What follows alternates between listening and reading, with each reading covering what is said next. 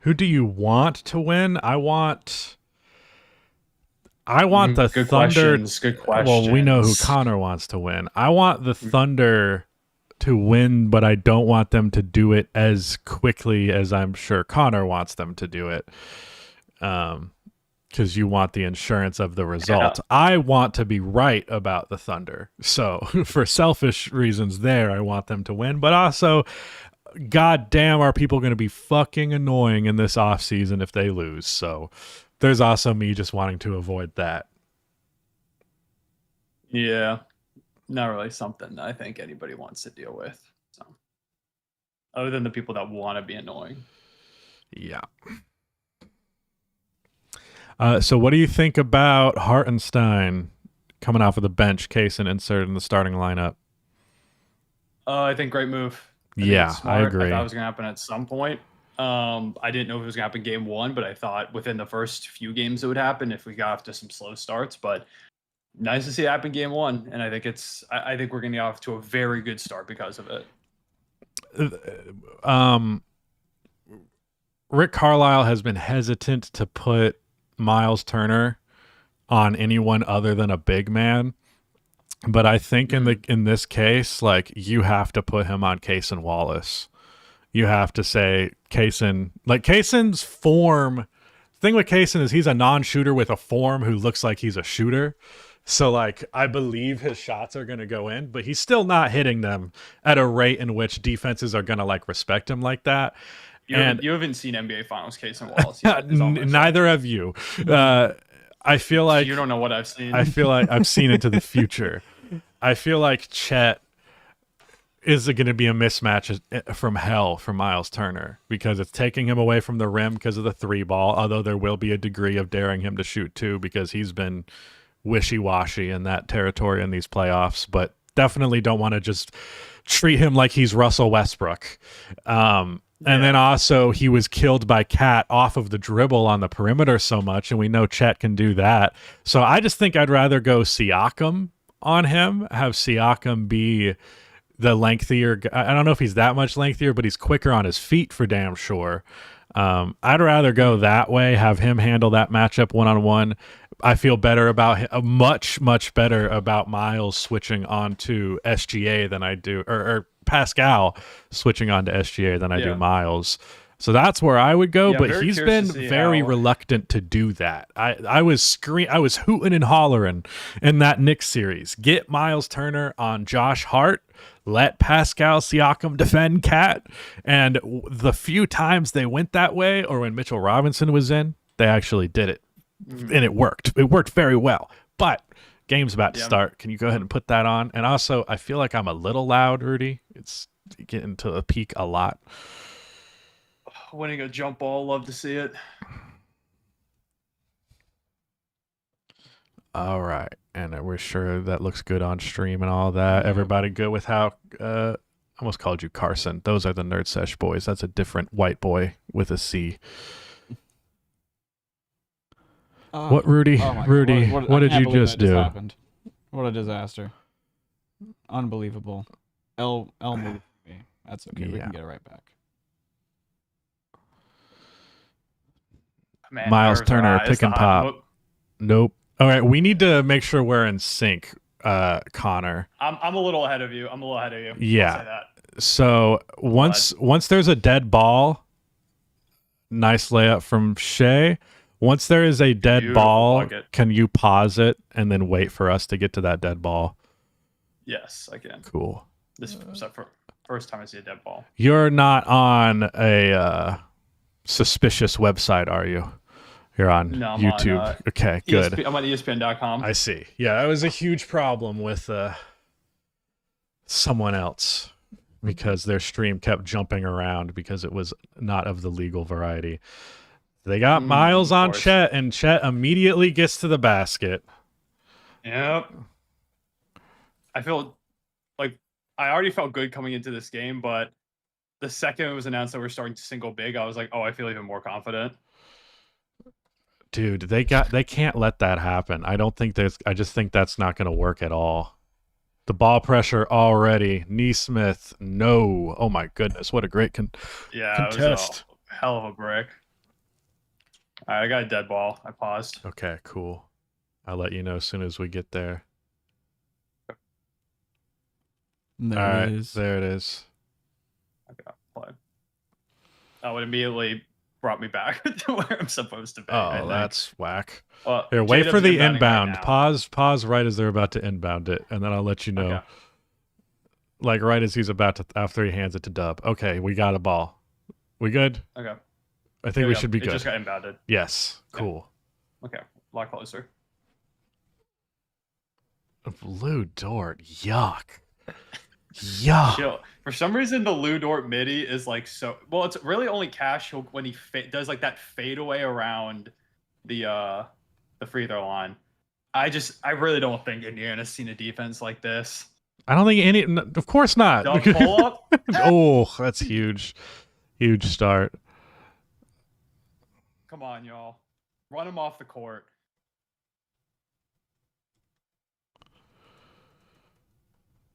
What happened there? Did they get blocked or did he get fouled? Could you Bro, the put finals a little logo bit on of the back game is volume so in, special. Because I'm not hearing the game at all. You're right. I mean, it'll come on the stream based on the setup. Just turn it really quiet. Like, you can't have it just play in my ears.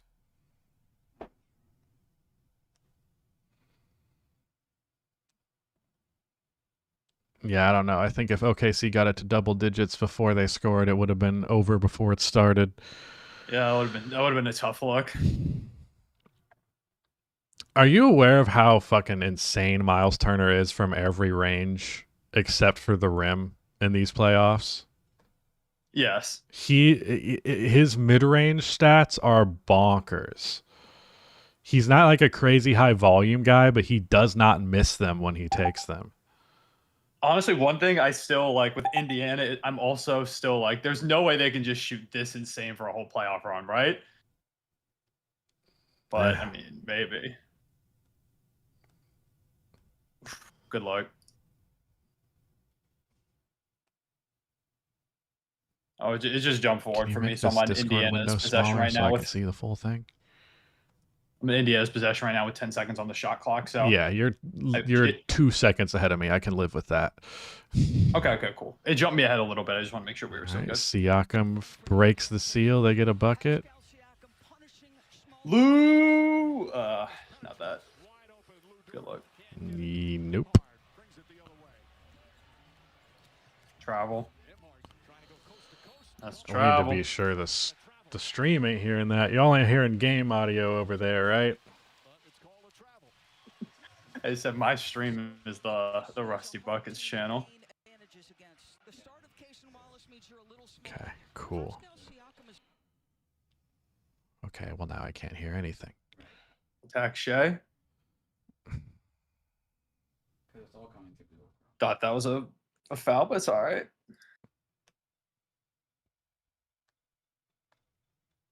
Rudy, I need to watch the game. I don't care about this right now. We can figure it out after the quarter's over. Oh, you could have found Miles right there. Ball pressure. Yeah, man. Oh, not too high. Oh, that was a terrible pass, though. Yeah, it's all right. I just like to see the ball pressure working. I feel like the unforced errors really hurt in this series more than normal. Because there's going to be plenty of forced errors. Yeah. Look how unwilling Nemhard was to drive in there. That's the thing. That's a good mismatch. That's a good shot. There you go. Shot from Siakam. Yeah, I think if they're gonna have any chance in this series, it's got to be a lot of that from Siakam. Is getting that smaller defender, taking advantage. There we go, Shea. Yeah, maybe this 2 seconds does matter. Yeah. Just give me like a flash pause on pause, just like pause play. Like literally, I think that would fix it. Okay. Nice short midi Miles Turner. My stream literally died when I did that. Thanks, Rudy. I'm so You killed the NBA Finals. I'm sorry. That's no bueno on my end. I'm keeping you from watching your favorite team in the finals. That's okay. It's going to timeout right now, so wait. That's wide wait open. A second, and then nice. They tie it up.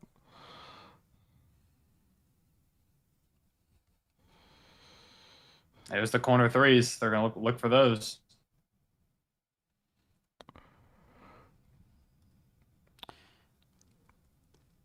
It's a miscommunication from OKC on defense for sure. That play just totally broke down. Yeah. You can see Dub and Chet talking to each other a little bit. The thing is, there is tons of miscommunications in their defense. It's so frantic, it's inevitable. Usually they just have a crazy ability to recover from any kind of overplaying something. Yeah. What I was saying about OKC's defense before the game started was that their real superpower, it's not even the turnovers so much as like the mental side effect that comes from those turnovers, where you're kind of just putting up bad jump shots, you're isoing more, you're trying to put the ball on the floor less, you're more hesitant to dribble in traffic at all. Like, I think the reason, like the Timberwolves, like when you watch how like Ant and Julius Randle reacted to that defense, they're just like, yeah, I'm just going to take a bunch of contested jump shots because like you can't steal a jump shot, even if it's not a good shot. So even just like it's the great at throwing off a rhythm. The fear that they strike into you ends up being, I think, contributing to teams struggling against them more than the literal turnovers do. Yeah, I mean it's also the efficiency of OKC in transition too. It's not like they get turnovers and they throw bricks. It's one of the best transition teams in the league, and when you're able to not only get those turnovers, which of course causes people to second guess what they're doing on the offensive end, but also you're constantly scoring. So it's like the Thunder have so many sequences where it's turnover bucket, turnover bucket, turnover bucket, and suddenly it's like a 6-0 run or like an 8-0 run if there were a couple threes in that mix, and all of a sudden it's like, okay, well now, like literally that was 3 possessions and it was just like you literally blinked and 30 seconds have gone by, and yeah, it happens like that.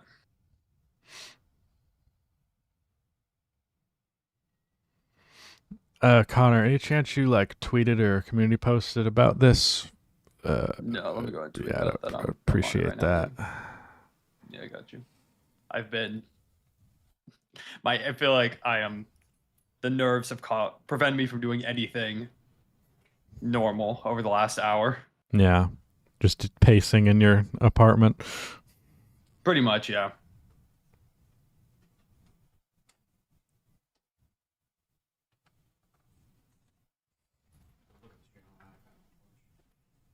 All right.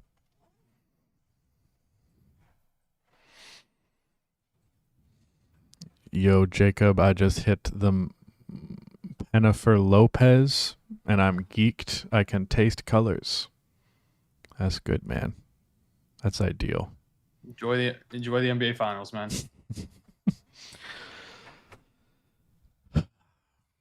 I don't know.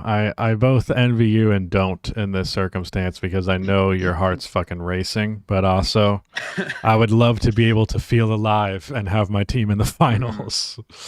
It's such a different anxiety from like going from watching lottery balls and it's like, oh, ping pong balls decide where my team is going to go, to, oh my God, like my team better win or I'm going to be so distraught. And I got Ben Shepherd. I'm going to pause next. Whenever this Thunder possession ends coming out of the timeout, I'm going to pause because I'm ahead, I think. Okay. The second the Thunder possession ends, let me know for y'all. Pause. Well, I mean, the shot just went up. Yeah, or unpause, I guess. When it's a difference of 2 seconds, it's hard to figure out how the fuck to do this. No, it jumped ahead again for me. Because Rudy told me to give him a quick pause and unpause, and I did that, and my stream literally died. So then it put me back at the normal spot. Let's wait for the shot clock or the game clock to get to 6:15. Pause when it gets to 6:15, and then Rudy. Yeah, it's probably a little bit. Tell him to unpause. They literally give us a clock. It's probably a little bit easier than trying to sync it with dead balls. Yeah.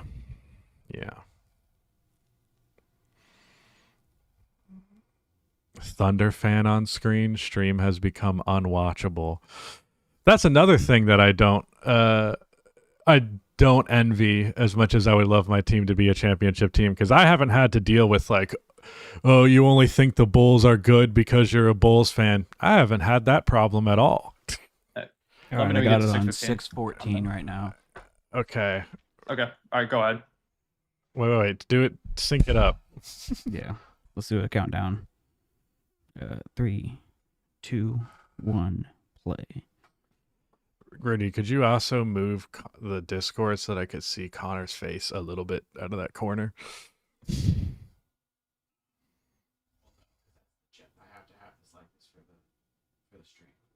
You can't. I'm saying scooch that over to the right out of. Yeah, then it'll be Oh, okay. Well, that's fun. I guess I just don't get to see Connor's beautiful, symmetrical face. You see it right Oh, okay. Thank you. Well, now I can't see the chat. I guess I'll put the chat on my phone. Someone said, "Tell Rudy I love him," from Jamar Thomas. Thank you, Jabbar Thomas. Miles pick and pop, no good. Number 1, Rudy. Rudy, I can't hear Connor right now. I don't know what happened. I also can't hear the game audio, which that I don't really care. We can't have game audio, unfortunately. Okay. Because then it'll end up on stream. Well, I can't hear Connor. So what's up with that? You can hear me, right, Connor? Yeah, I can hear you. Oh, I can hear you now. Fine. Okay. Whatever. It happens. Yeah.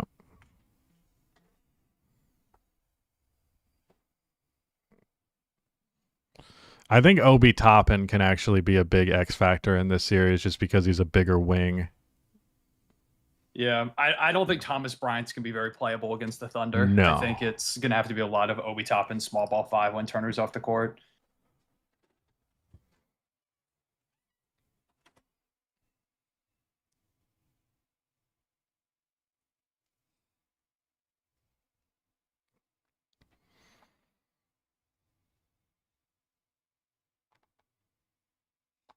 What? There's someone in the chat whose name is Cum Cop.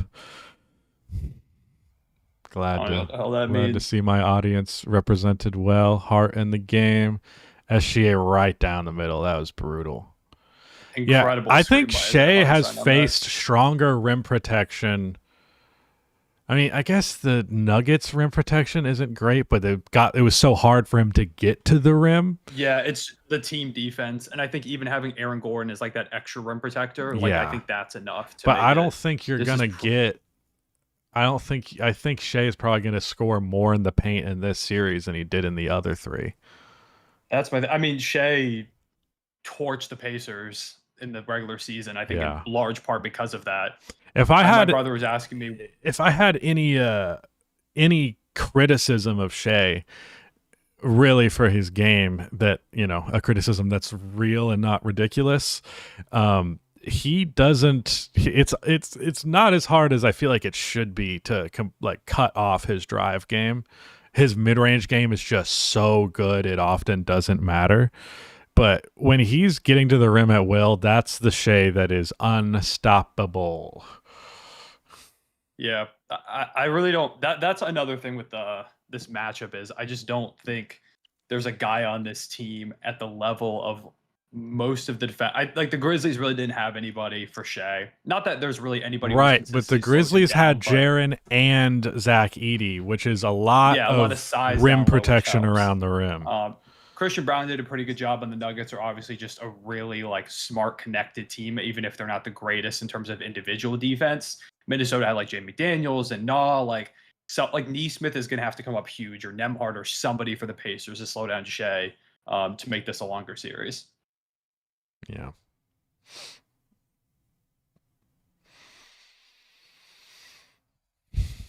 I didn't like that Nembhard has to be his matchup because I don't really have a J-Dub matchup.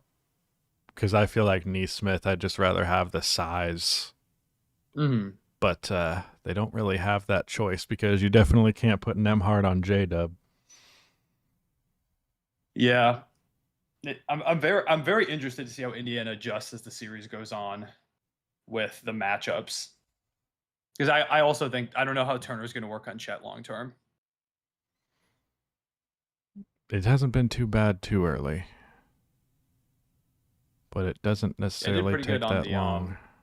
shutting off him attacking the rim after that. That first play, check out kind of right by him, but after that, he's done a good job the other 2 times. The other reason I feel really good about how Indiana will handle the Thunder is the 3-level scoring element. Like, just that basically everybody is a good finisher, good mid-range shooter, good 3-point shooter. Because, like, something's gonna be open that's inevitable, but the Thunder are very good at making you open for shots that you don't feel great about. But there aren't a lot of guys who are gonna be open for a shot you don't feel great about with the Pacers. Yeah. This is such a fun matchup, man. Not only I said it was a fun matchup, but people are like, you're a Thunder fan, of course you love this matchup, but it's just so fun. There's just so much to think about with these 2 teams. Also, fun stat: Lou Dort has 6 rebounds in 7 minutes. Wow.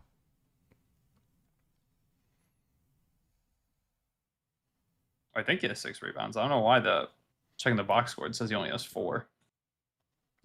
Fun fact, you lied.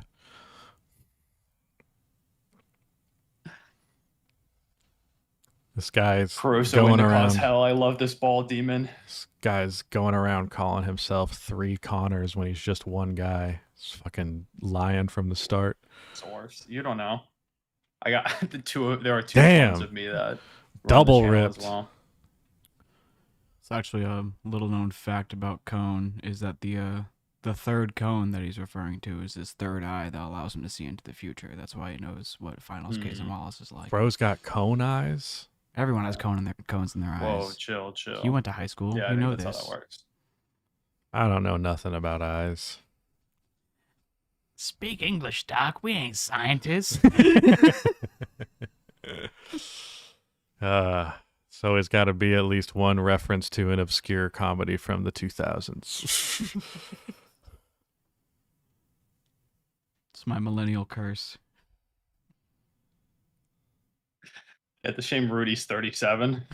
Yeah. Everyone calls Jacob old, but little does the world know I'm actually the old guy behind the scenes. Rudy was born before World War II. That's true. The only one who has real footage of Wilt's 100 is Rudy. All right, that's why I got into the NBA YouTube game. Is I'm working my way up to that, leaking that footage. Release the Wilt 100 footage. #Rudy. Nobody talks about how Rudy St. Clair alleges to have the only reel of Wilt's Dude, this 100 game. defense. Yeah, that's That's point. It's incredible. nuts. It's incredible. The Pacers already have more than double the amount of turnovers as OKC.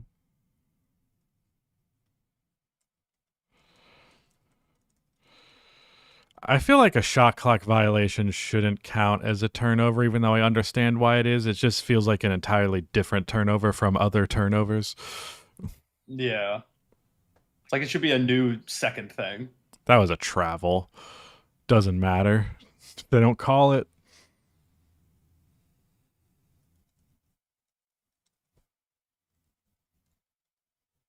My thing is, if OKC's half-court offense shows up, they don't have the inconsistencies there that they have at points, they really have no problem.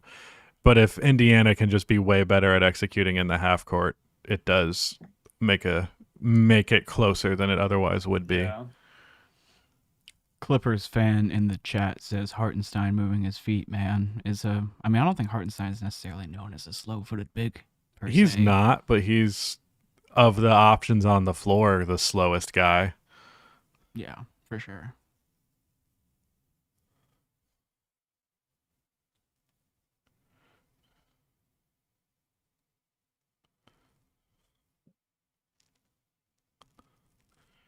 Indiana's just trying to do too much too early, I think. Damn, that shot's not going to count. Was that an offensive foul? Yeah, I think Dort drew that. Yeah, it was pretty an well. offensive foul, yeah. I appreciate Lou Dort, who's willing to literally die 3 times a game to get one of those offensive foul calls. Those are always my favorite guys. That 3 would have been real nice.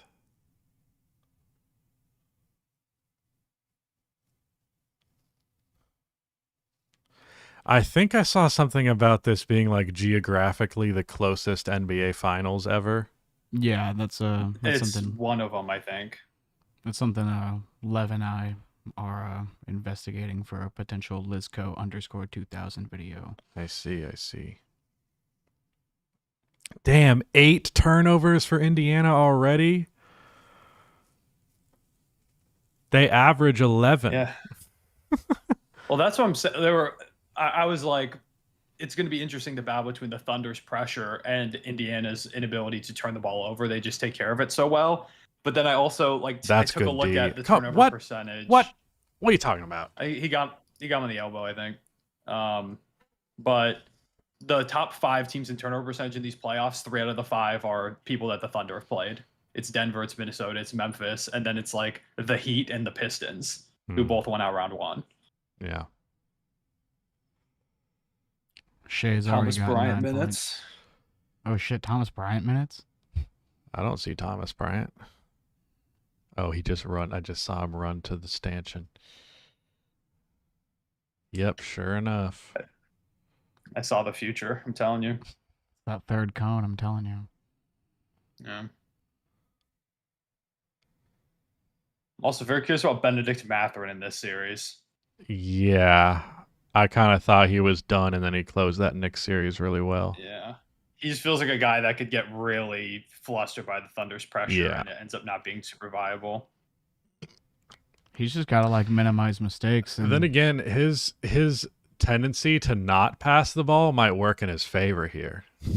That's true. It's hard to turn it over as much if you're not passing. Yeah. yeah, but don't you think OKC has like the scouting report on that? And Shea rushed the hell out of that shot. Doesn't matter. Hartenstein's got the garbage points.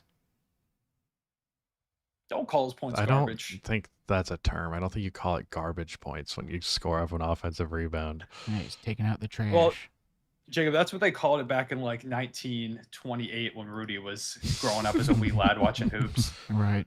Back when they were dribbling like cardboard cutouts. Exactly. Also, matchup that's super interesting right now: Caruso versus Siakam. Yeah, Mathurin. I think I'm a little bit ahead, but yeah, Mathurin. I don't know how much he's gonna be able to play, to be honest.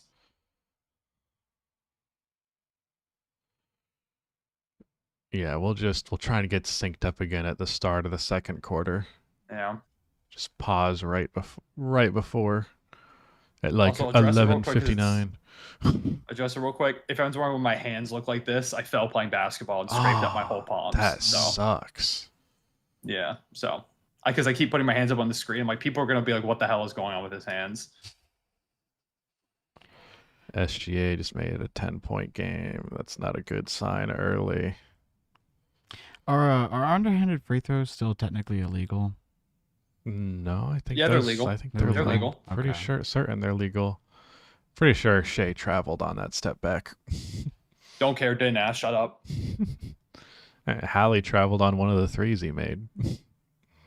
Man, I want to know why. I don't know if y'all noticed. There's like no finals, anything on the court. Like obviously there's no trophy anymore or anything, but they don't even have like the words NBA Finals on the court. Yeah. It's like you can digitally project it. All you got to do is choose to put it on the court. That's what I thought they were gonna do because I saw people tweeting out photos of being in the arena, and I was like, well, okay, so I guess they're just gonna digitally project it on the court, but nope, it's not there. So stupid. I'm It's so stupid. I'm for really so many banking on, reasons. unfortunately, Amazon to save the presentation of Yeah. the league. It's one of them that I really don't like, but like unfortunately they are the ones that with the rights, and I think they have the potential to turn this ship around. Yeah.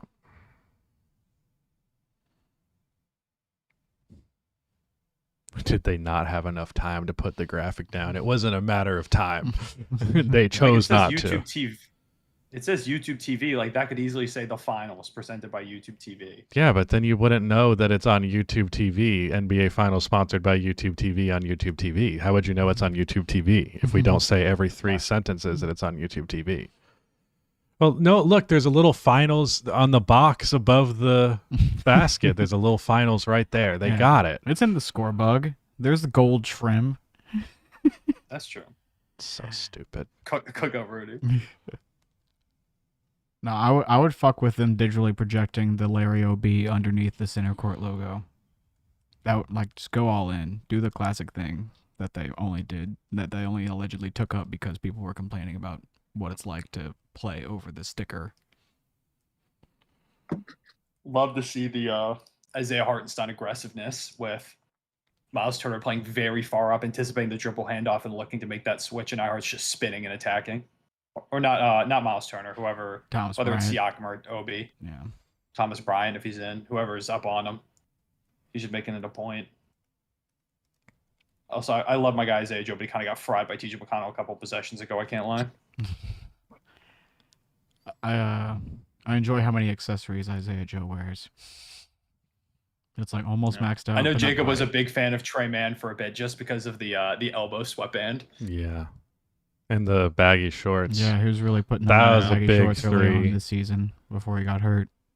That was a I big keep tweeting three. out that someone is playing well, and then there's this one dude who just keeps commenting, insert name a player I tweet about, take it out, it hurts, with a moan emoji, and I need it to stop. I can't do this the whole finals.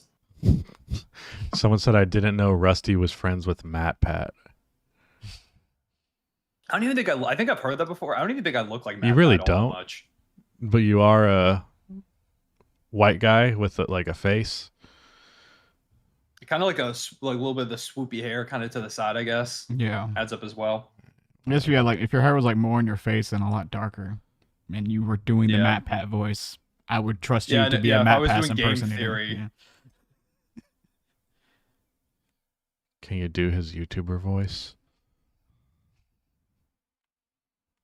I was about to try and pull out a Matt Pat impression, but I'm not going to even try that right now. Yeah, I couldn't even.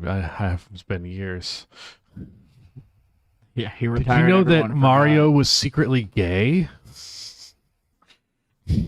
What? But that's just. They say that weird. Sonic's this fast, but that's not possible. Hedgehogs are actually I know. slow. End of the first. They can't bring the ball anywhere. Oh, I thought he was going to hit How that. many turnovers? They got 9 turnovers already. What's the most turnovers they've had in a game so far? Let's see. Most turnovers in a playoff game this season. Pacers. I'm gonna pause when the broadcast returns from commercial when it's just like on 12 minutes right before they pass in the ball. Okay, I'll pause that too. Like right as they're about to inbound the ball. Yeah. All right, so Pacers so far these playoffs, the most turnovers they've had in a game was 20. I think this is game 5 against the Knicks. Yeah. And then they had 17 and 16 against Cleveland, 14 against the Bucks, 13 against Cleveland. So yeah, the Thunder already have them at half of their second most total. Sheesh. Love to see it.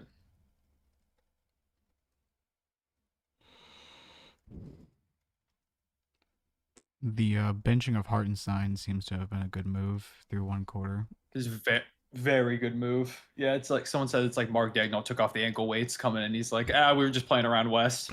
I don't think their stats, their net rating together is very good.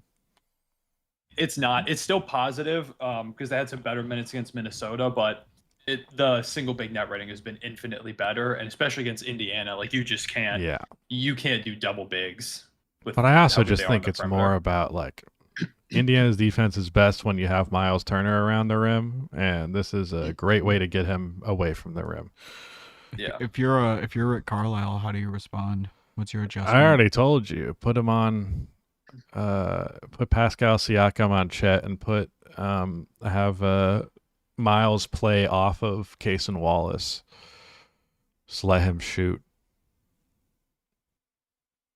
Is Case and Wallace going to play enough minutes for that to impact the game enough? Yeah, probably. You could also put Miles Turner on Lou Dort, like if that's the way it goes. Yeah. Yeah. Just Yeah. parentheses, start him off on the non-shooter, whoever that may be.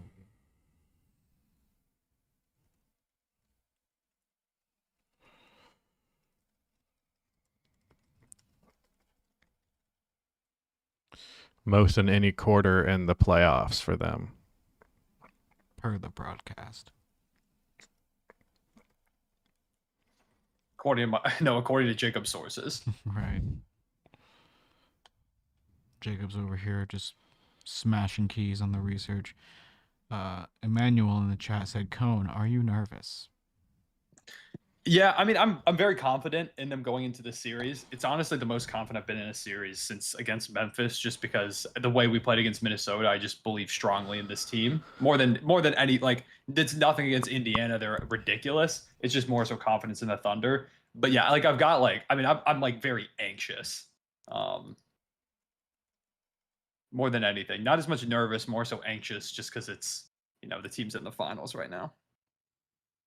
I imagine that's any fear about a losing scenario might be at least a little bit lessened by that pretty strong first quarter of game 1. Yeah. Oh, okay. They came into the quarter late, but AJ Mitchell's on the court. What? AJ Mitchell minutes. Hell yeah. Okay, Rudy, I'm gonna pause at 11:30. Since they didn't give us a chance to see the 12-minute mark. Okay, I'm paused. Let me know when you get there, and then just say when you get there, and I'll just unpause. Like we don't gotta do a 3, 2, 1.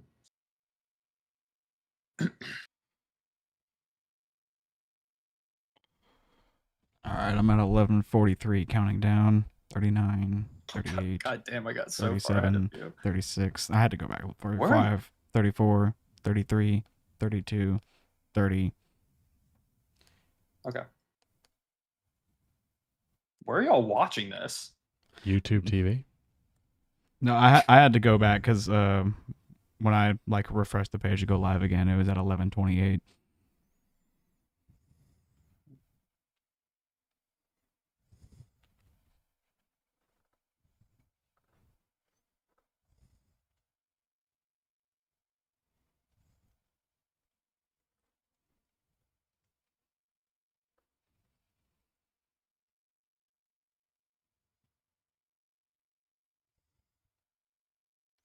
Yeah, they're no big. They got Siakam at the 5, Toppin at the 4.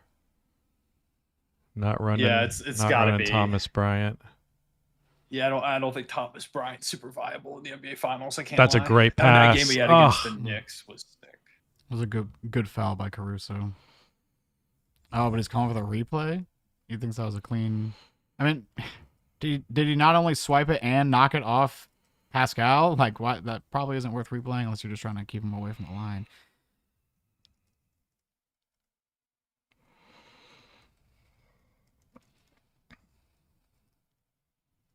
Okay, they did not challenge it.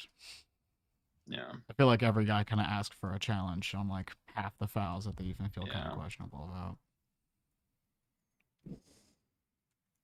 It's like the reverse of a celebration. It's gonna have to be a huge Siakam series for them. Perhaps a Finals MVP series.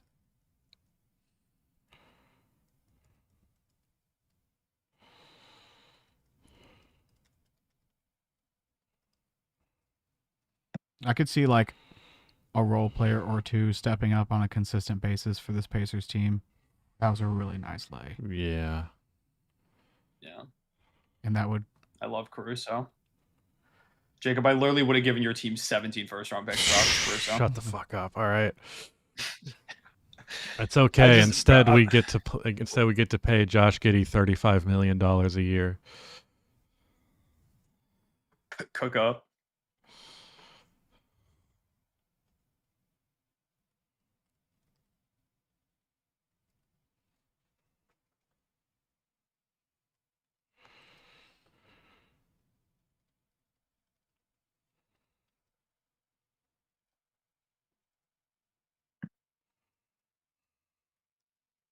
Mike Breen talking about how Thomas Bryant played 29 seconds, and now that he's out, he's like, "Hey, but he played in the finals, with or against Denver with Miami." How crazy, Thomas Bryant, 2 finals appearances. Hell yeah. And he's in that picture of LeBron scoring his last points, calling for the ball. What a legacy. He's just there. It's like a Sentry in the Marvel comics, how he was always there the whole time. Right. A lot of people have been saying that Thomas Bryant's the Sentry of the NBA. Yeah, word is. I still haven't seen that movie, so don't spoil it.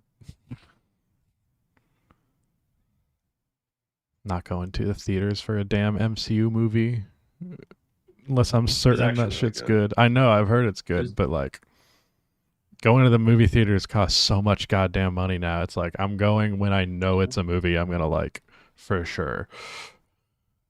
Nice shot by What is Matt? Shepard.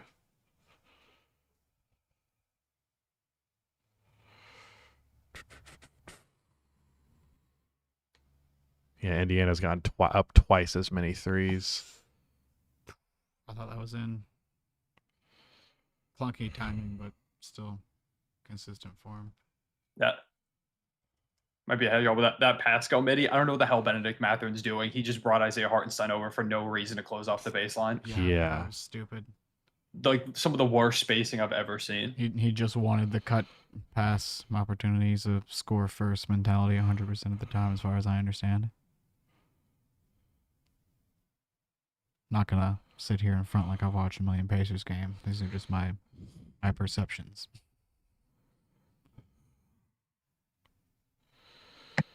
What'd y'all think about Siakam getting Eastern Conference Finals MVP over Halliburton?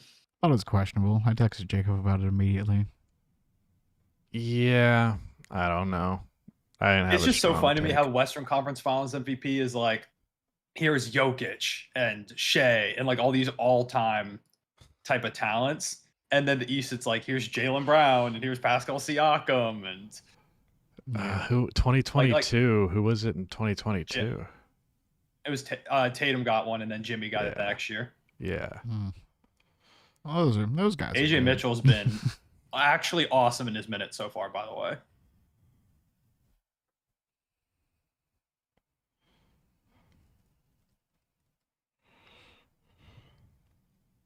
My unreasonable prediction for the series is TJ McConnell hits like an incredibly clutch shot.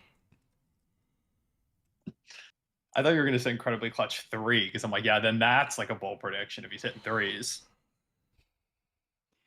What, you don't know about 3J McConnell? Kind of a sick nickname. You hear that Basketball Reference? Add it. They added Aaron Wiggins as the savior of basketball to his basketball reference. Yes, that's Picked awesome. up with that one. It's like, as near media members, we have the ability to influence Basketball Reference's nickname page. That's actually the greatest thing I feel like I've ever done, is helping to draw attention to that need to be his nickname on Basketball Reference. Some say that's my legacy.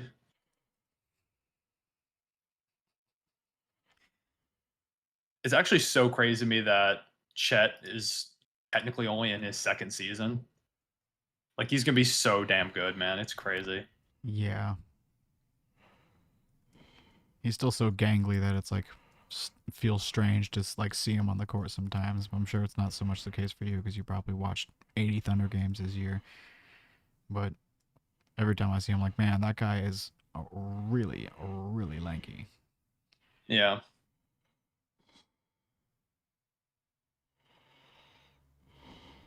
I mean, Lou Dort is like twice as thick as him.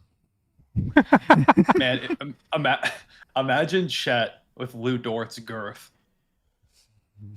Easily top That might 5 just be player. Shaq. That might just be Shaq with a 3-ball. I can't lie.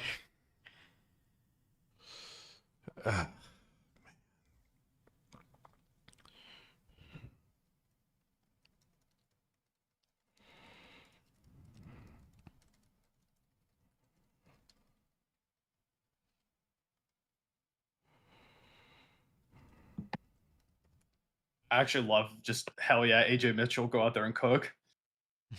It's a good strategy. Yeah, I don't know if it is. I rock with it so heavy. It hasn't hurt yet.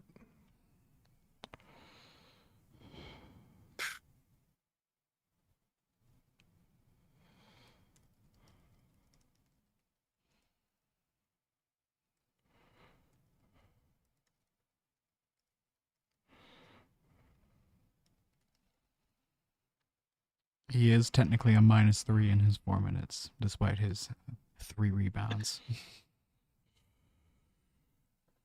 But that's just analytics.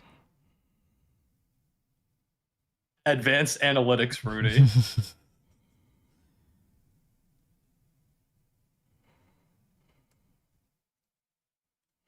Oof, that was an ugly sequence. We should have never said he was doing well. for him. I like the looks he took. He That's just good. didn't hit him. Good fake. Big shot.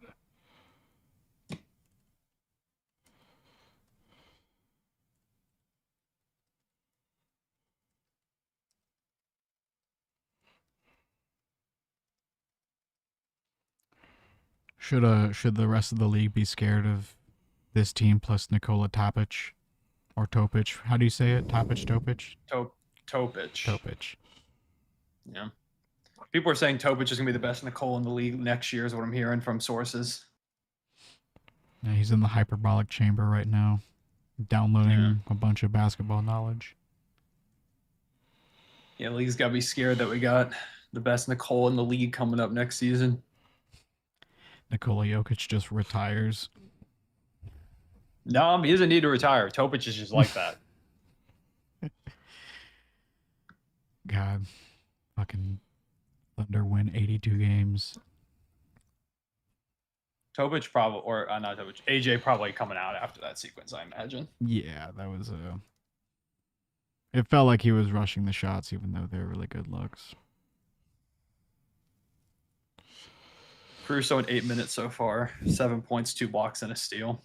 Jacob, what you cooking up on your note taking over there? Just been writing up what I got so far. You don't want to give us any insight into your insight. I mean, it's he nothing. Said Nikola Topic or off the bench. It's nothing that I haven't already been saying. Just it's mostly been writing up the first quarter stuff, but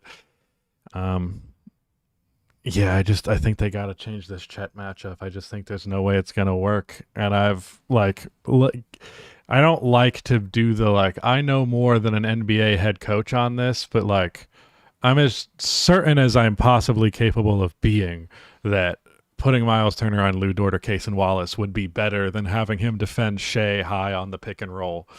I'm certain of that.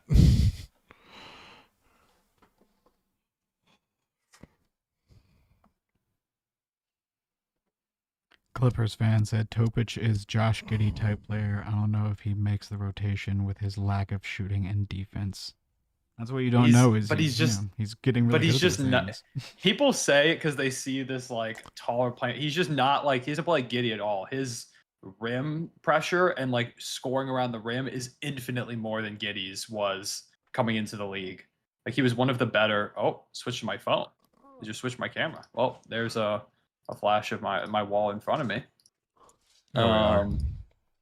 Yeah, but no, Topic is way more of a rim scorer than Giddey was coming into the league. I just wish that they used that draft pick on a big wing. Maybe that's being revisionist and not looking at that draft, but I just didn't really get the guard choice going with a guard there.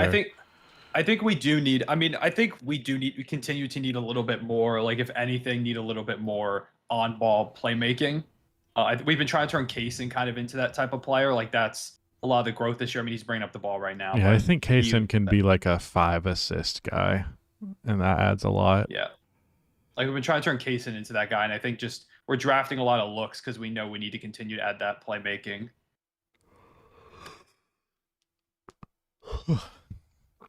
Rusty, New York is looking for a coach. Why don't you apply? Do you know how impossible it would be for me to get any respect in an NBA locker room? It's so what are your qualifications? I talk about the NBA on YouTube. Kind of sick. First YouTuber to become a coach. Actually, no, when JJ Redick did it. You would be the second. My fault.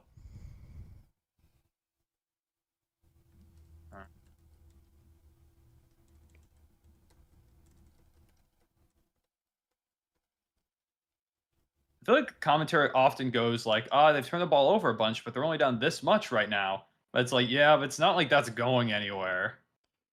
It's not Yeah, like, that can be true in a vacuum, but if you're saying that the entire fucking series, then it doesn't really matter, does it? Doesn't matter that you're okay at keeping your head slightly above water while still ultimately drowning in the end. yeah. Like maybe the implication is if they can clean up the turnovers, they can bridge that gap, and they've made it not as big of a gap as it could be. Like I understand where that comes from, but Yeah, I very often feel like I hear, like, every time I'm seeing the Thunder play, there are people like the commentary is like, oh, like they've given up this many turnovers, but they're still in this game. Like it's not that out of reach. But it's also like the Thunder just like that's gonna be all game. Like it might clean up a little bit, but you're never gonna stop fully turning the ball over. But it definitely helps. Like Indiana's been a lot better in terms of getting those threes up and knocking them down so far. It's felt like. yeah, someone said Paul George is watching the finals like Squidward watches SpongeBob and Patrick. That's really funny. We all know the exact image. Are we from saying that SpongeBob that Paul he's George is referencing. the Squidward of the NBA? Always has Well, been. that actually makes a lot of sense. Have you seen? He's definitely looks like handsome Squidward. What if Squidward just had a fucking sharp ass hairline? Crazy jaw. That actually be so sick if Squidward had a good barber. That's what was wrong with him. If he just got a lineup, he wouldn't have been so depressed. Squidward should be wearing a headband like Alex Caruso, to be honest. Over the hoodie.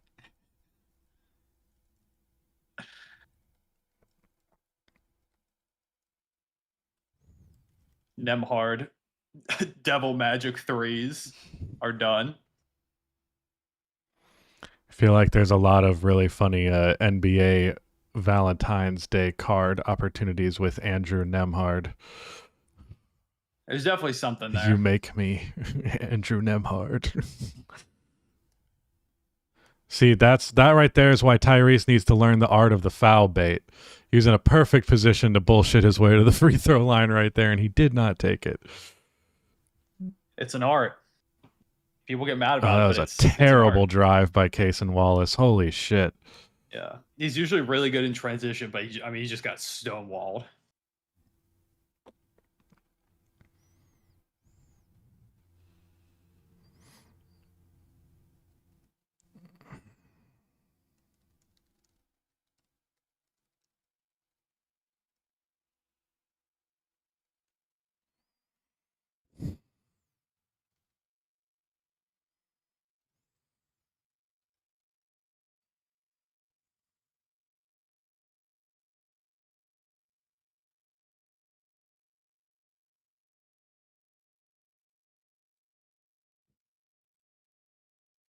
Pacers making some moves right now. They're playing well. Yeah. If they steal this game at home, or on the road, excuse me. We'll be all right. You know, probably not at like maximum DEFCON worry, but probably more worried than after the first quarter. I would also be worried more so if they took game one. That was a good drive. That was a really good drive. Gets it to 4.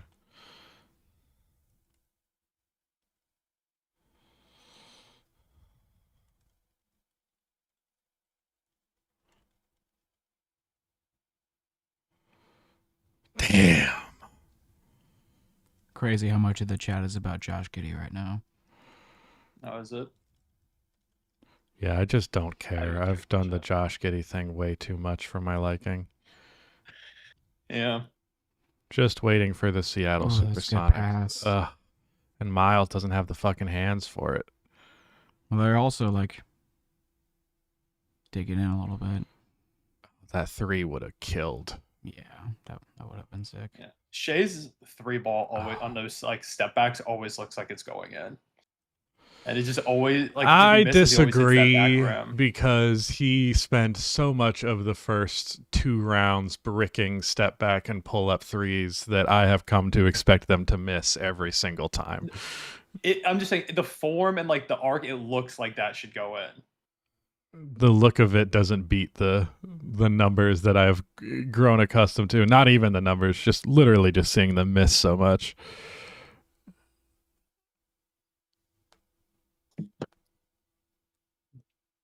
I'd literally die for Lou Dort. Damn.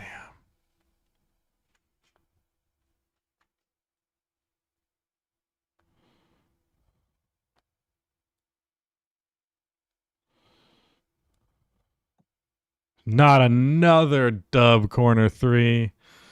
Ah, man. Back-to-back Lou Dort threes is backbreaking. Pacers up to 15 turnovers, by the way, now.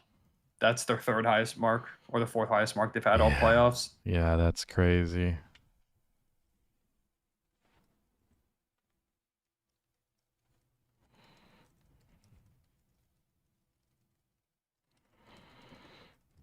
What are we shooting from three right now? 38.5%. Huge win. It's definitely a huge volume difference, though. Oh, yeah, for sure. Well, it's funny. Yeah, they've got it. Actually, it's not that crazy. It's 16-13, but it feels like they've put up way more threes. Like they're 6 of 16, we're 5 of 13 right now. Wait, okay, hold on. I understand we've got all these turnovers. You know what's? Guess how many more shot attempts we have than the Pacers right now? I don't know, like 8? 17. What? Assuming the Real Sports app is right, That's because it says right now crazy. it says they're 12 of 28 and we're 16 of 45. I'm gonna check the NBA app just to verify the official stats.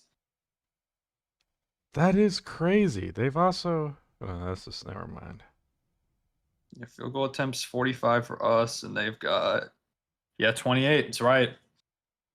Y'all, That's it's not so even crazy. six offensive rebounds versus 3. Like it's 3 more offensive rebounds. That's not that crazy. But you guys haven't turned it over, and they've turned it over a bunch. So I guess it makes sense. I mean that's what we do. Like we're not the most. Their offense is definitely more efficient, but it's just the possession battle. If we get 50 more looks at it, then it's gonna be hard.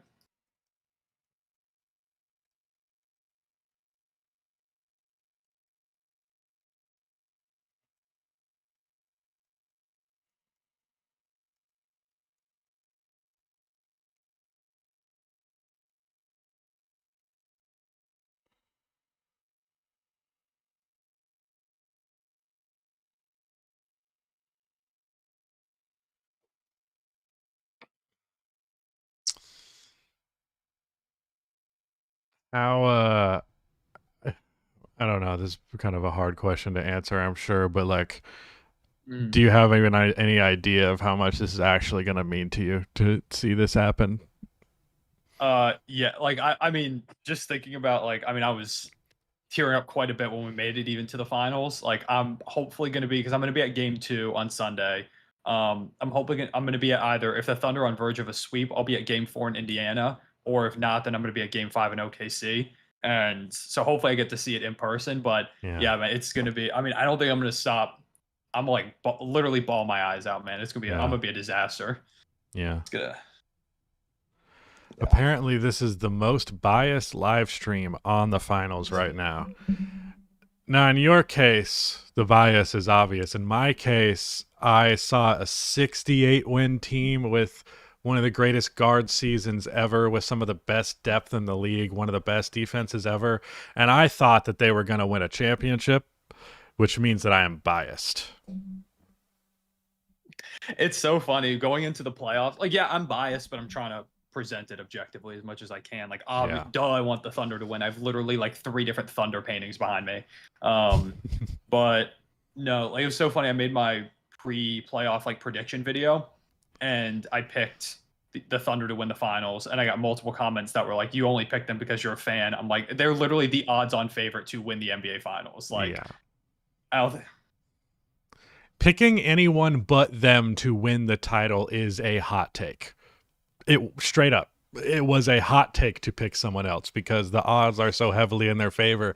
I think we've just got to this point where people, the regular season doesn't matter. Talk has gone to such a degree where it's like, no, if a team shows you they're historically great in the regular season, they're probably going to be historically great in the playoffs too. Yeah, I mean, it's like I God just don't know how people damn, saw. so many turnovers. That's got to be an offensive foul. Oh, Yeah. Yeah, it was a charge, but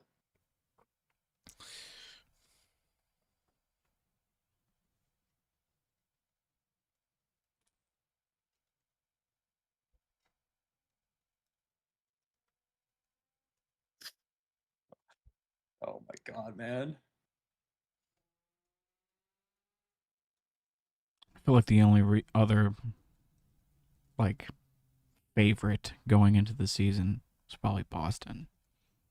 Like if you're not gonna pick OKC, it's Boston. I think we were also the statistical favorite. No, Boston might have started the season as the favorites, but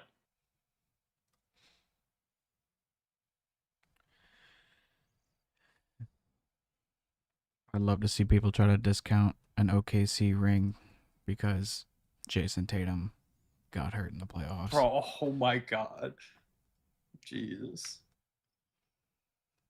It's actually really funny. I saw people trying to do the Jason Tatum Achilles thing as like the defining factor, as if they were not very much on their way to going down 3-1 regardless. Like that game was 9 times out of 10. Oh, the from the corner is gonna kill them. We love Lou. Fuck. This is crazy, dude. Lou Dort and Caruso on the floor with Is there SGA any is offense unfair that's on equipped defense. to deal with this? Because it's crazy. It's Lou Dort, it's J-Dub. It's literally 5. Like Shea is the weakest defender out there, and then it's 4 all defensive players. Weakest defender all out there. Meanwhile, players. he's a guard that averages 1 block per game. Yeah, Shea is probably in the top 20 defenders in the NBA, like pretty clear. 20? I mean, I'm just saying a number that's inarguable, you know. So not 20. 20 is very arguable. I could definitely name you 20 defenders better. He's than definitely Shea. one of the best star defenders. Yeah, for sure. For sure. Roger. I'd say if you like also account for his role, Big 3 from Neesmith. If they can keep it single digits, they should feel good about that. Yeah, I guess I'm discounting volume a lot in that discussion. I suppose I'm just talking about like how good they are when they are targeted on defense or put onto the ball or whatever. Also, TJ McConnell now the leading scorer for the Pacers right now. That's how they're gonna win. Shea's just getting to the rim whenever he wants. That pump fake was sick. The dump off was sick. Man, I really like that possession from Indiana. I know it started from just like the brick wall screen that was probably a foul, but that's good hoops.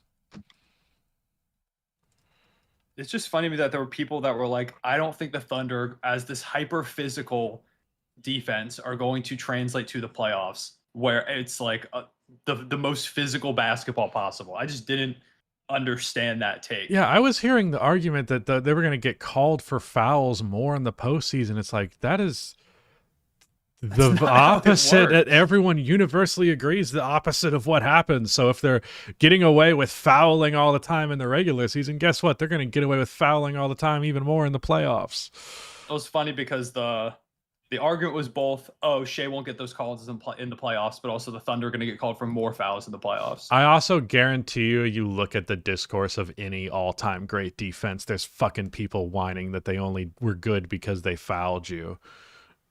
Yeah. That's always been the way to dismiss good defense, and it's childish. 2 for 1. It's a good floater. Doesn't drop, though. It's also barely a 2 for 1 if they decide to slow it down here. They're just going to get a heave.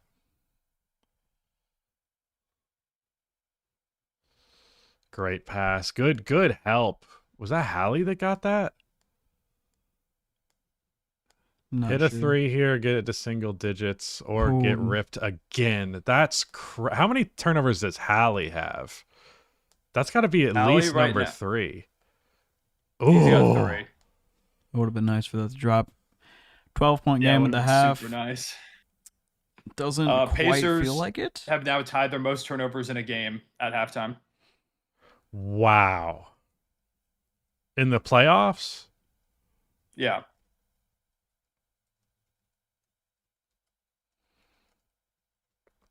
Yeah, that's some wild shit.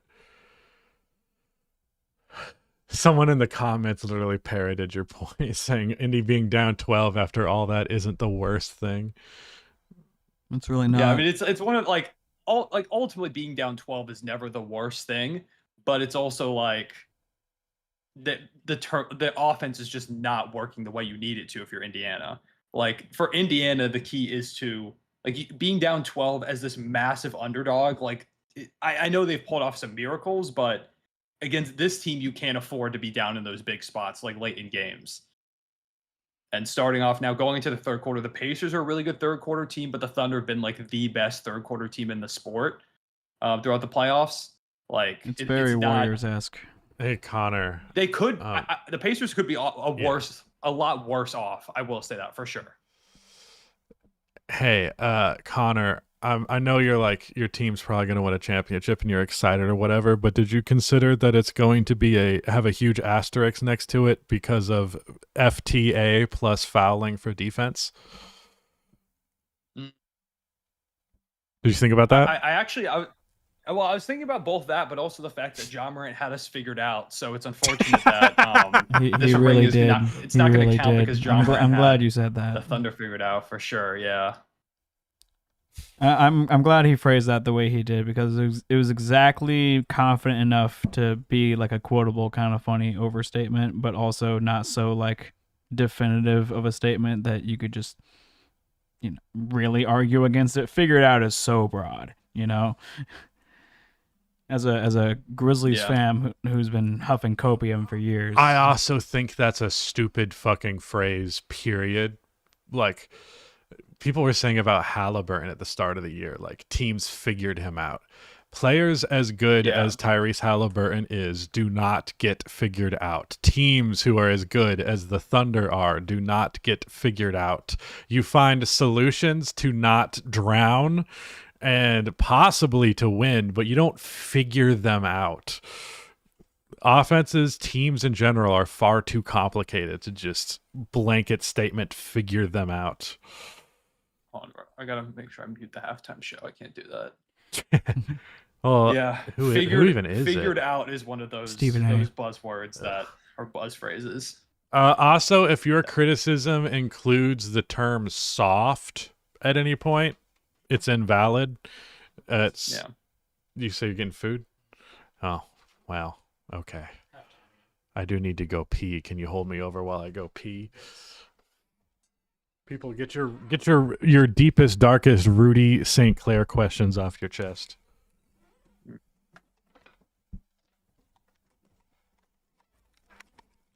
Oh, really? I don't think it even clicked for me that you were there just off screen. Hold on, I'm not hearing shit. There we go. I can hear stuff now.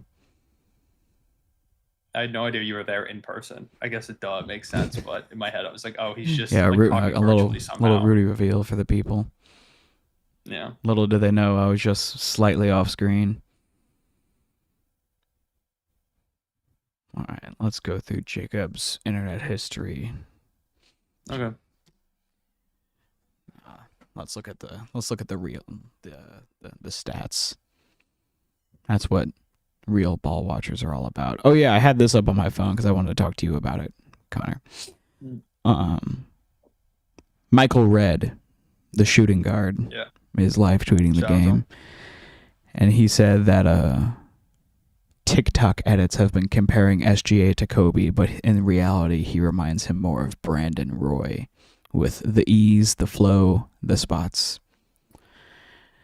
I feel like people who don't love Brandon Roy, like people who like saw him in action in real time, won't understand that this is like a really thorough compliment, but it is a significant Yeah, downgrade from Kobe comparisons.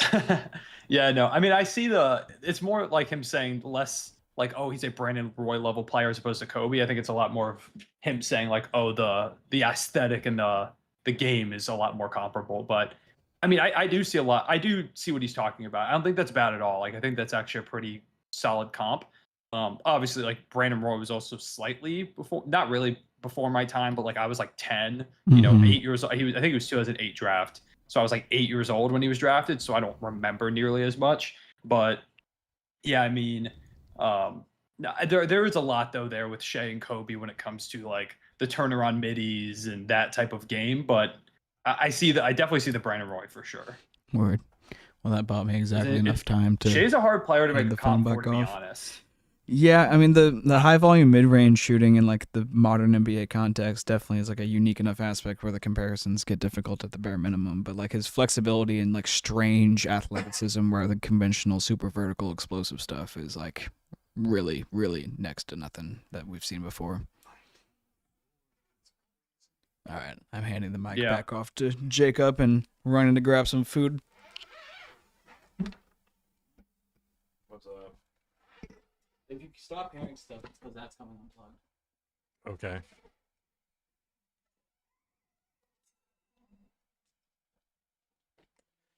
What's up, Connor? Nothing. Just opened up Twitter and saw a lot of the Pacers should feel good that they're only down this much at this spot type of tweets.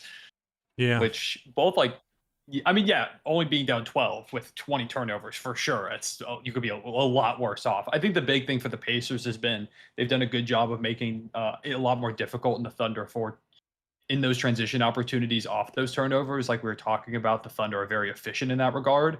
Has not been the case so far, which is a huge plus for the Pacers. That's a key if they want to compete in this series. But at the same time, you can get those stops, but if you're continuing to turn the ball over as many times as they have, like it's just not viable. I think I just saw actually on Twitter that is the most turnovers any team has ever had in a half of a finals game. Wow.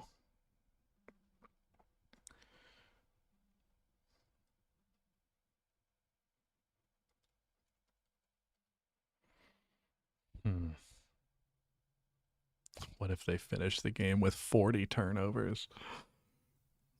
That would actually be super sick. I'd like that.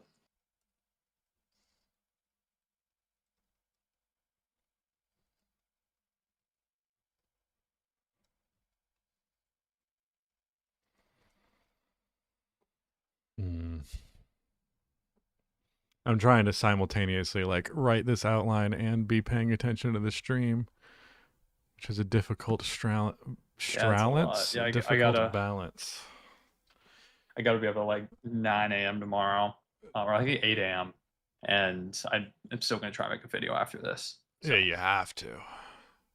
Yeah. So I'll probably watch a bit more and then head out so I can start prepping stuff as the game finishes up because I can't really focus on all the things at once. Mm-hmm. But hopefully the Thunder just get a big run to go ahead and push this thing far away. Do we expect Dort to keep shooting it this well? What, 60% or whatever the fuck? What is he currently at? Yeah, he's 3 of 5 from 3. Yeah. Yeah. No. I don't think we can expect that, actually. It is crazy that Shea managed to get 19 points in that first half because it felt like he was missing everything, but he took 18 shots, so I guess that makes sense. Alan, I mean, it's fair to say that Indiana won't play that bad in the second half, except for the fact that the Thunder also really just did not play that great. No, like, not offensively. Not offensively. Defensively, great. Offensive, was not nearly as good as it could be. So... yeah, I mean, if the Pacers improve and the Thunder don't improve, for sure. But if the Thunder also play a little bit better, then it's tough. Why am I seeing Luka debates in the chat?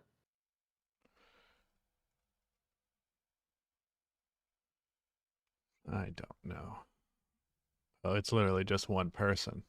Oh, okay. I saw a couple messages and I thought it was multiple people, but no, you're right. Look, man, no one brought up Luka. You don't really need to do this right now. It's always really weird. Does this feel like a Some, finals game? someone else To said me, it. to me, absolutely. I mean, it's it absolutely feels like a finals game to me. Yeah.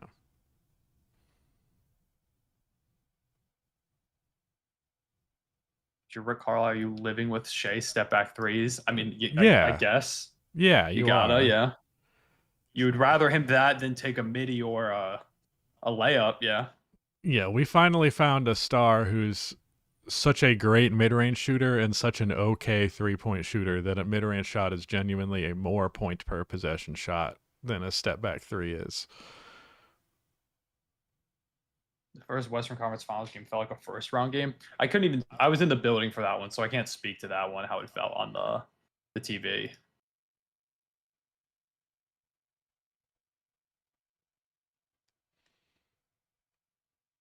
You said the first Western Conference Finals, like there's two of them.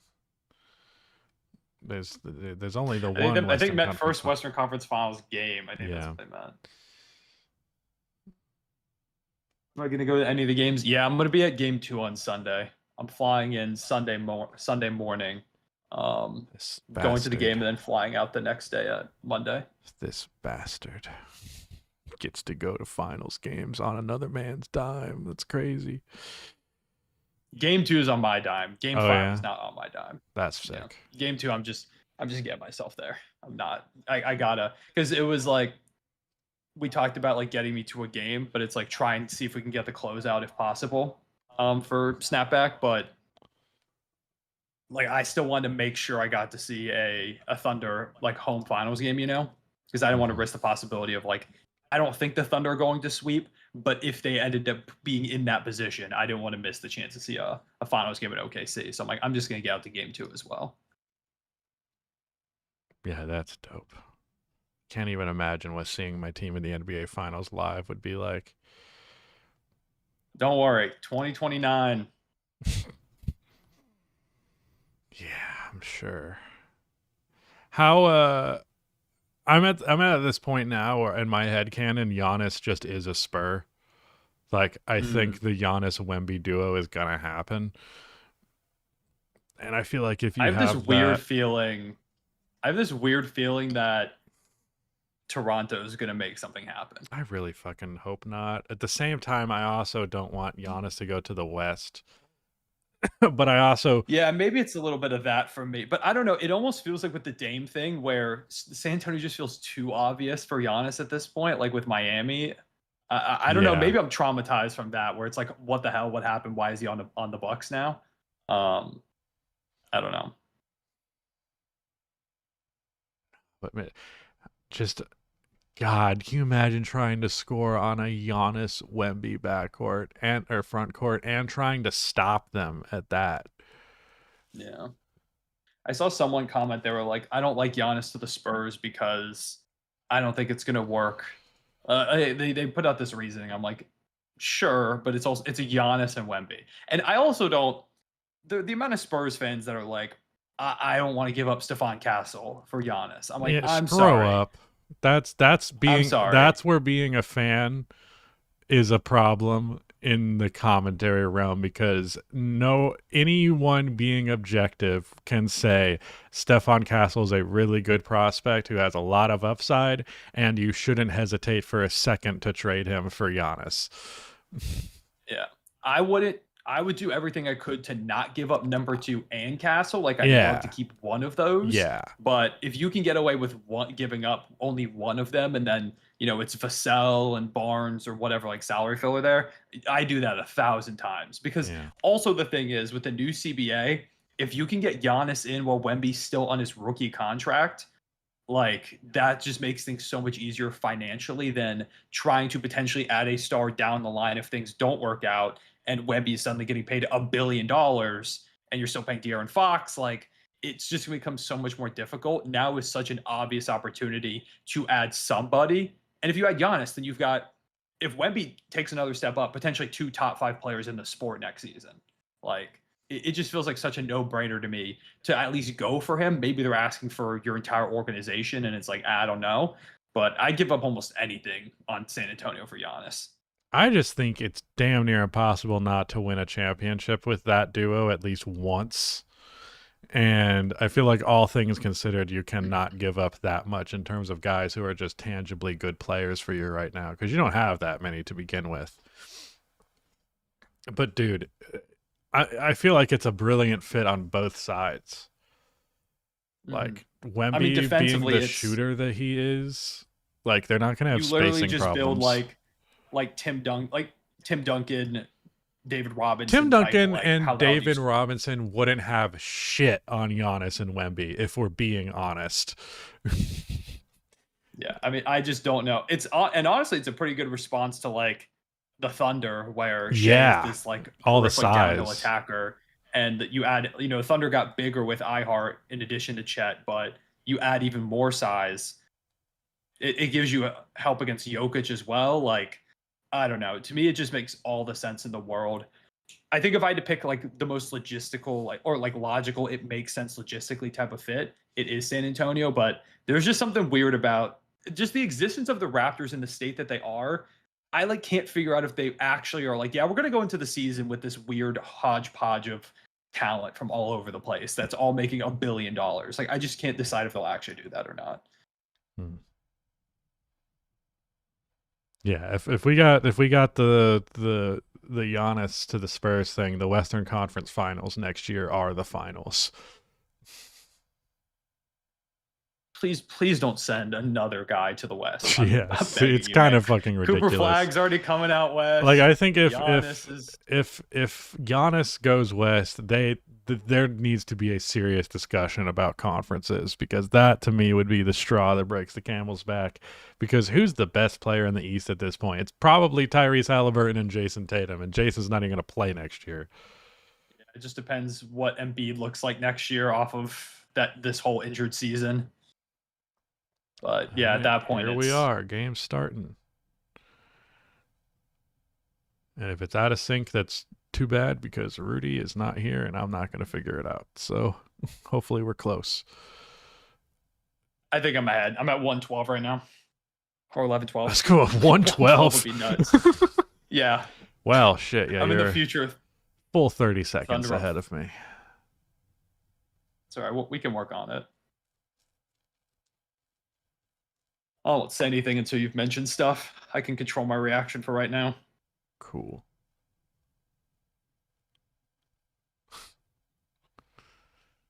I will say Halliburton has not looked comfortable trying to score with the pressure that we've sent so far. He doesn't look comfortable anytime he crosses inside the 3-point line. He's hit his threes, but that's really it.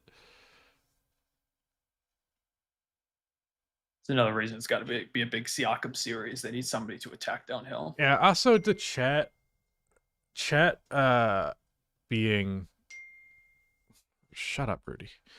Chet being... I don't know where I was going with that. I got a text from Rudy and it distracted me. Never mind. You hate to see it. Rudy's still trying to figure out what a phone is. No, that's me. That's his job, is to figure out what a phone is for me.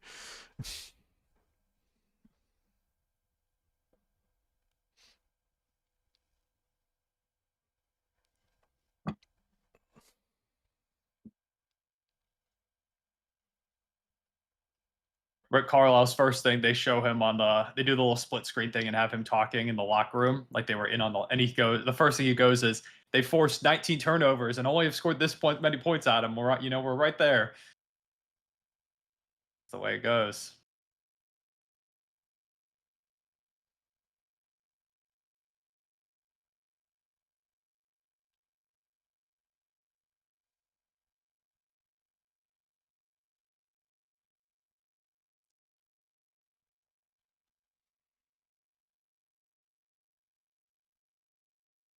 I also feel like this Thunder team kind of kills the experience argument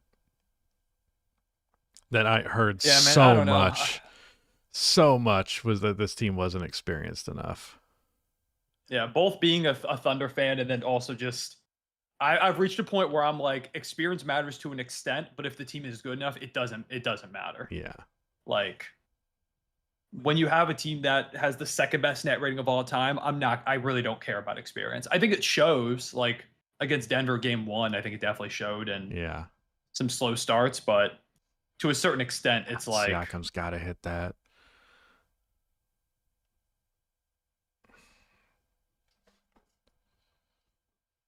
Oh man, Shea's cooking now. yeah, Shea's in his zone at the moment.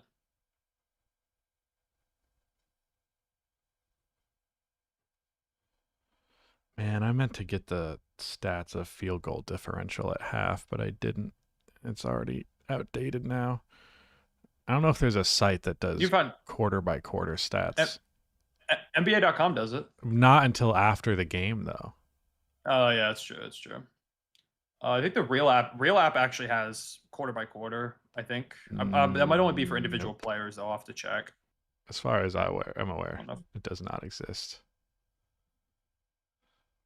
Wow, I can't believe Shea I can missed get that it for. one. I can actually get it for you. First half, the Pacers had 36 field goal attempts. Thunder first half had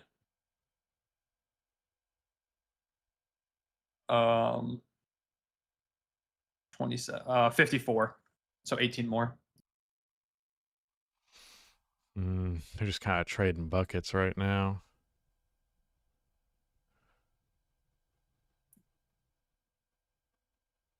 Great contest from Dub. Doesn't matter, though. Which shot was that? The Neesmith one? Neesmith, yeah. Yeah. It's a guy they need as well.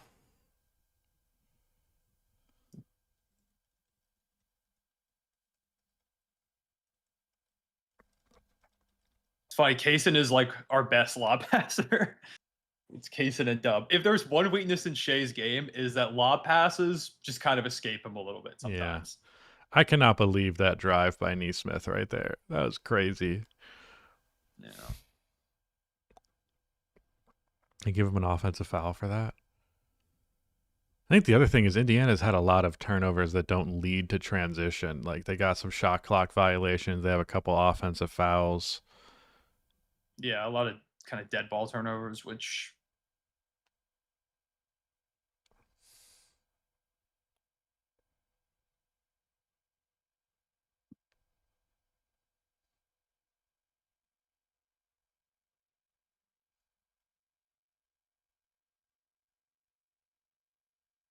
I'm cool to keep trading buckets if this is the way we want to do it.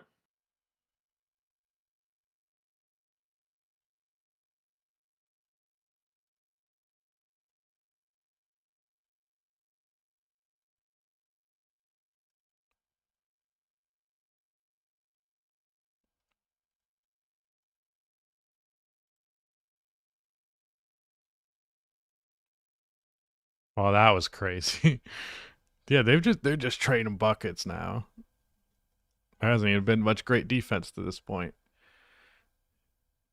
Some really good passes. That one from Shea. Yeah, that was clean. And then that Halliburton pass. Well, like you might be right at it. Right between the middle of Chet and Dub. I just saw a play just happened where someone got called for a travel. Let me know if you think it's a travel in real time. Okay.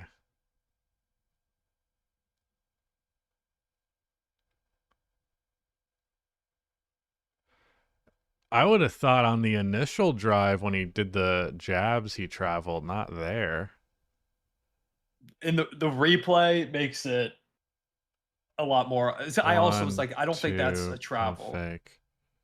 Yeah, he planted his right foot and hold it there and then jumped up. Yeah, I don't think that should have been called.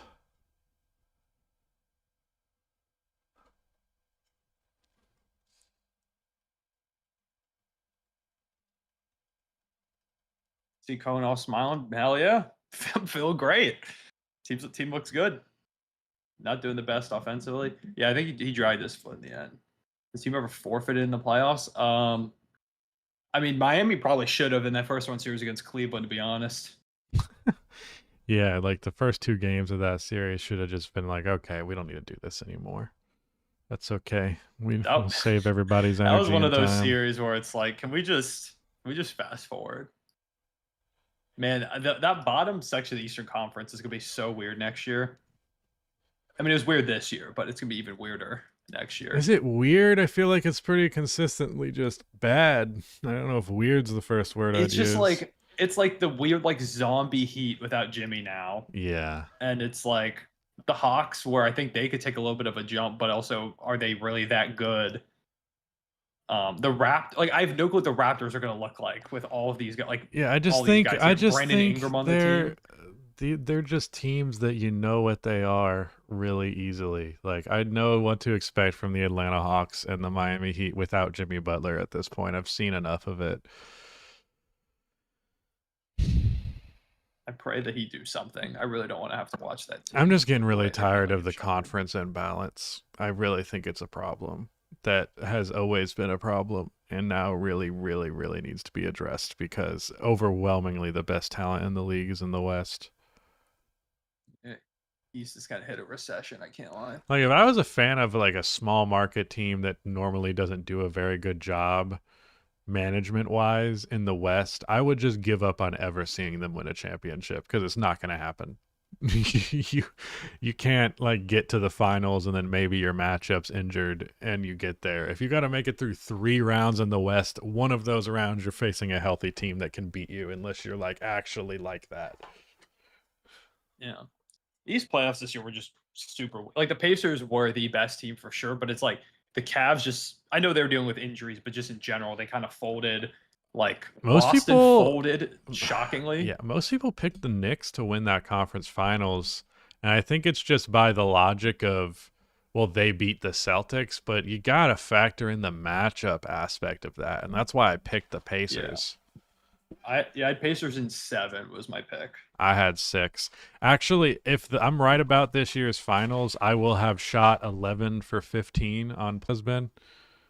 Just on straight series. Yeah. Round 1, what did I miss? I missed the Lakers over the Wolves.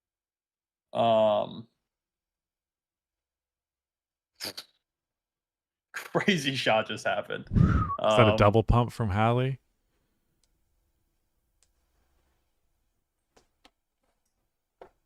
Yeah, what else did I miss? I don't think I missed anything else round 1. I think I picked everything right round No 1. But way. The that- J-Dub. Not J-Dub. Lou Dort. Ain't no way. Bro, yeah. Yeah, people talking about, oh, Lou Dort can't keep shooting like this. I don't know about that. Well, he can for the game. Or just the rest of time. You don't know. So you're telling me he's going to become the greatest three-point shooter ever.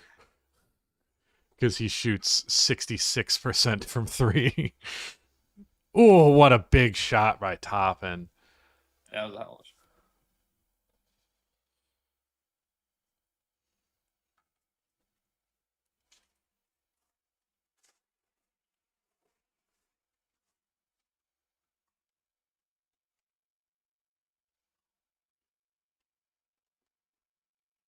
shot. Okay, sorry. Let me go and look at the playoff bracket. I also enjoy that second Ludor 3 if you haven't seen it already. There's no way he's going to get another one. I just watched Chet get a dunk. Dude, they just stopped. Hit it right before he had- Both teams just stopped playing defense. What happened? Both teams made 2 good offensive adjustments. Well, what'd they switch up? I think Really, I didn't notice. I think that I've only much missed changed. 2. I think I've only missed 2 series so far. That's really impressive. I missed the Lakers. I missed the Lakers over the Timberwolves. And then I missed Celtics over Knicks, but I picked everything else right. You picked Cavs. Oh no, sorry, Cavs. Never mind. Pacers, I picked the Cavs? Cavs over Yeah. Pacers. Never mind. No, I did not pick that right. Yeah. Missed that one completely. So you'll So I have missed 3. you'll have one better than me. The only one that I regret is the Timberwolves Lakers one. I don't feel bad about picking the Eastern Conference second round when it was overwhelming no. favorites. Ugh. OKC loves to do the tap out offensive rebound. I feel like I see them do that more than anybody else. Has to be the highest percentage of those.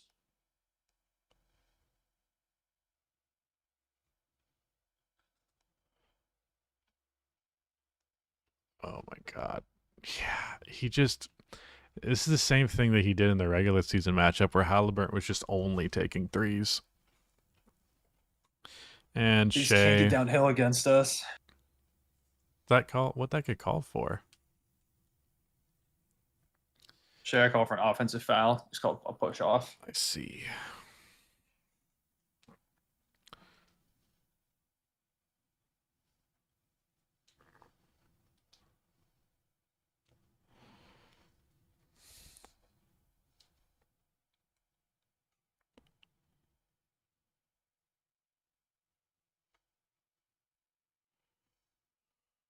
Yeah, man. I just don't think Thomas Bryant can really play all that much.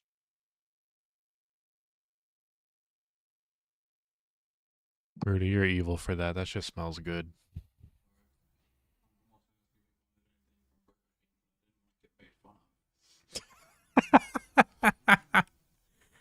Did you hear that? Not near it. He said, I almost asked you if you wanted something from Burger King, but I didn't want to get made fun of. Everybody, make fun of him from going to Burger King. Say, L. Rudy, Burger King gross. Ludi. Ludi. Ludi. Oh, God, not Thomas Bryant on SGA Island. And he foul baits him to perfection and won. Yeah, they called on the 4, unfortunately. Oh, yeah? But that's again example number whatever of I don't know how much Thomas Bryant is going to be viable in this series. Yeah.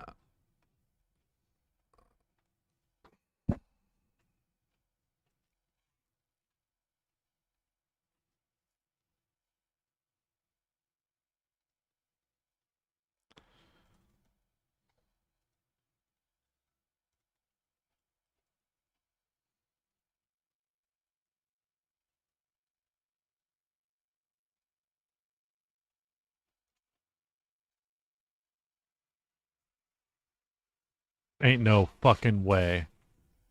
Ain't no way that counted. Did he get that off in time? No, I didn't get up in time. Damn.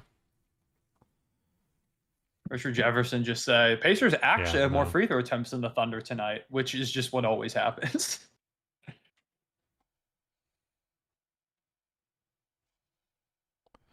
Ugh. Damn. It's just the same play over and over. It's just watch them poke the ball away and watch Indiana scramble, and maybe they'll hit enough shots so that they can keep it to 10. That's as good as it's going to get. It's kind of been the same game for the last 20 minutes. Yeah.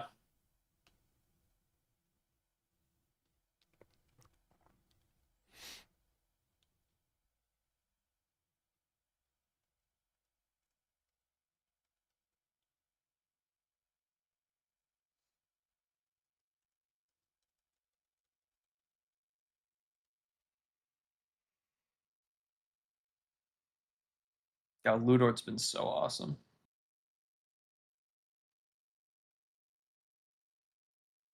Yeah, if he was like a legit 3-point shooter, he's one of the best like role players ever.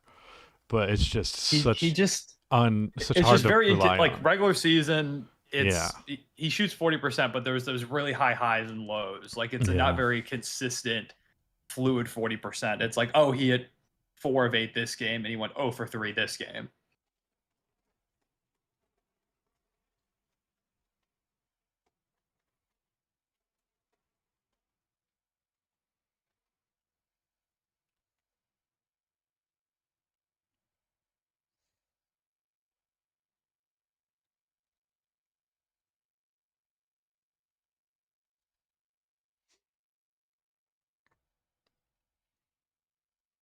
This series is going to be the death of the true point guard. Oh shit, new Wes know why Anderson movie? Oh, was there? I didn't see it. I can't wait for 10 out of 10 visuals and a confusing plot that I don't understand.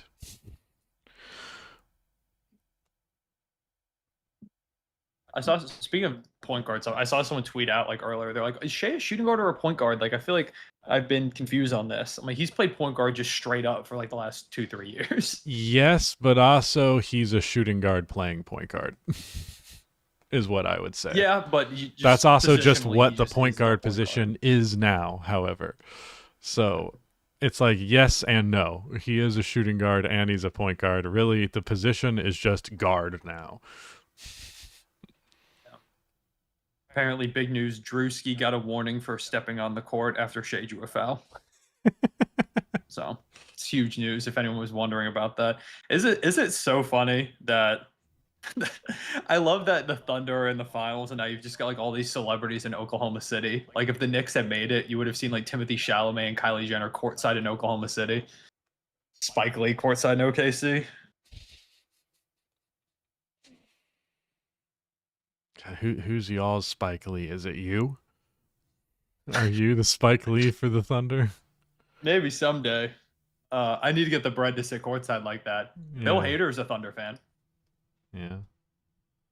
Not well known quite like that, but You're my Spike Lee, Rusty. You know, that's what I was aspiring to be. So I wanted to be the Spike Lee of NBA YouTube. That's what I've always said. Lost and Unbound. Lost and Unbound is taking a weird career arc. Now he just makes like 2-3 minute videos that have thumbnails I think are stolen.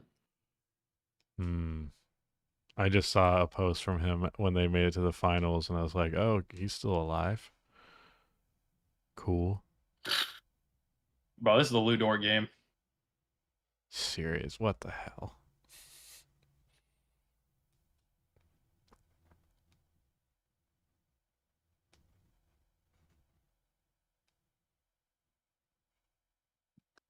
Great help by Dort. Ugh, great block. Oh, no, wait. Was that not into the backcourt? That's crazy.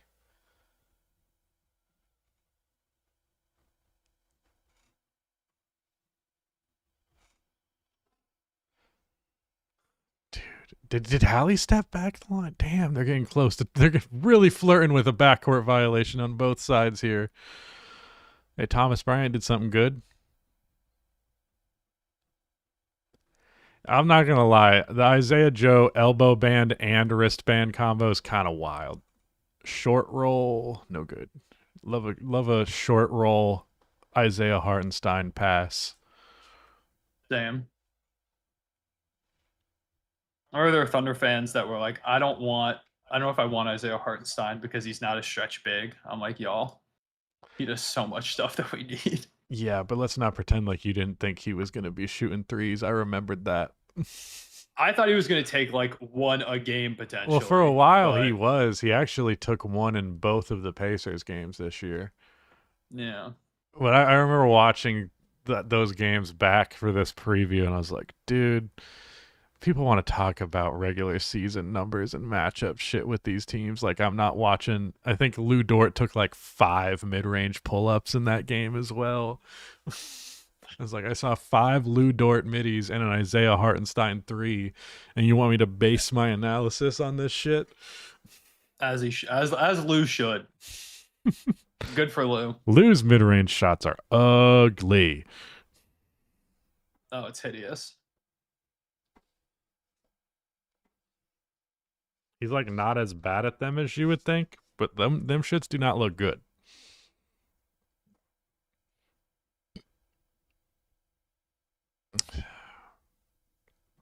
Yeah, I don't know about Mathurin.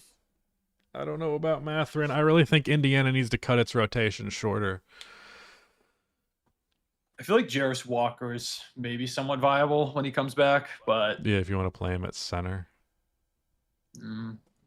I don't know. I didn't feel great about his minutes in the Knicks series.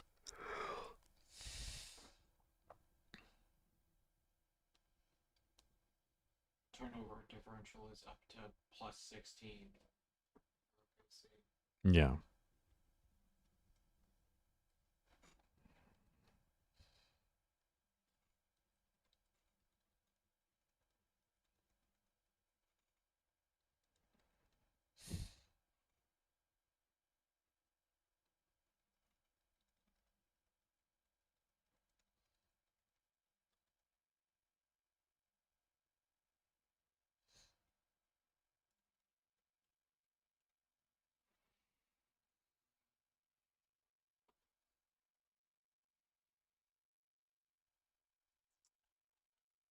Love to see a Oliver. Mark Daignault challenge in the finals.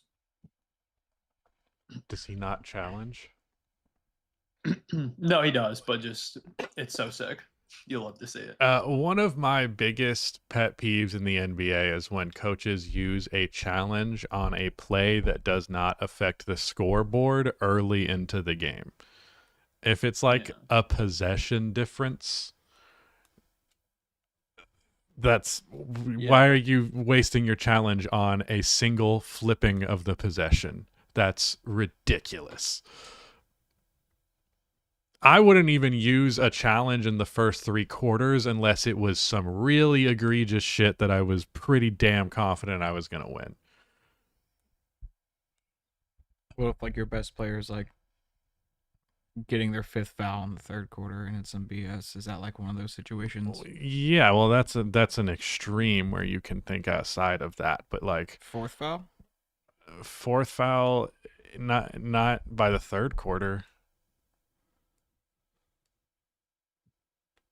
I don't mind that challenge from Mark, But like let's say losing the 3rd quarter is tough. Let's say a play is an and 1 and you get that reversed. That's 2, possibly 3 points that were going to be on the board that are not. That affects the long-term scope of the game, where you can flip the possession in your favor, miss the shot, and then that's the end of what that challenge did for you.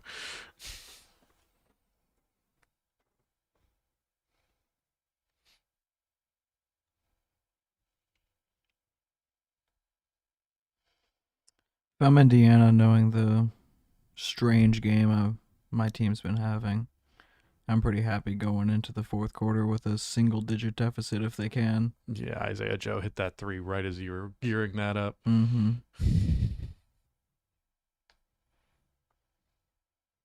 Thomas Bryant. Damn, he hit that. Okay, cool. Never mind, Thomas. I won't talk. Legacy game. He kind of drilled that. I can't lie.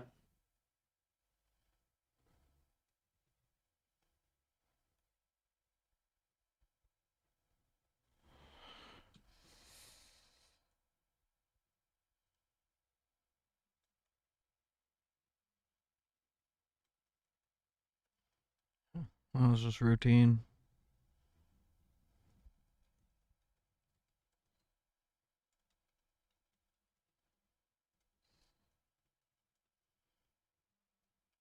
TJ McConnell has been on the Pacers for like 50 years, it feels like. Yeah. He's one of my favorite process Sixers. Yeah, but he was definitely on the Sixers until like 2020 or so. Maybe 2019. Miles Turner is the longest tenured guy for either team. Meanwhile, Siakam, huge corner 3. Yeah.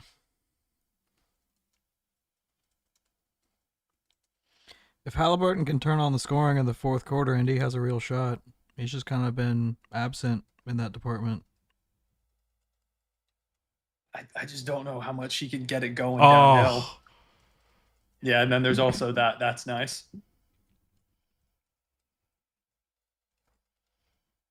What a shot, Shay. That was clutch as fuck. Yeah, that 3 was huge.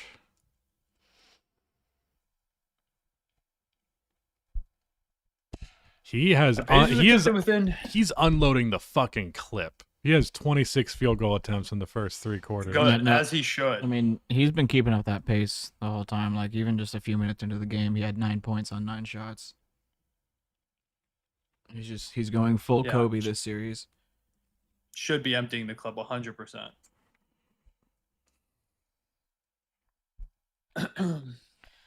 All right, I'm going to head because I need to focus in on this last one and write down some stuff for the video that I'm going to have to, unfortunately, get done at like 3 a.m. tonight. But I'll see y'all. Maybe you can hop back on because I'll be away for game 2, but might be able to hop back on for game 3 and or 4. So I'll let you know. Yeah. Just hit me up. Okay. Word. Thanks for coming on. Really appreciate you. Yep. See you guys. See ya. Watch the Pacers just make this upset as soon as he's gone. Gonna have to blame it on him if that's how it goes. Truly. If you want to engage with the chat for a bit while I do some writing up, I'd appreciate that. That was already my basic plan. Yeah. I'm gonna be directing it at you still. Of course.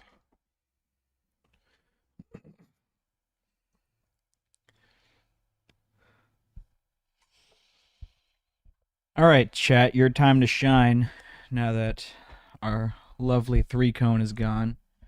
Jacob's taken notes for our Yeah. recap after this game, going up on Rusty Buckets. Yeah, the someone sister asked if channel there's to going this to one. be a watch party for every game. I don't know. The watch party views when I did them the first 2 times were great, and the last 2 times they've not been great. So like, did people just decide they don't like it? What's the deal there? It's fine if that's the case, but I don't know if I'm as committed to. I don't know if I'm going to commit to doing every game necessarily. It's kind of a lot to try and do the recaps at the same time. Having a guest helps.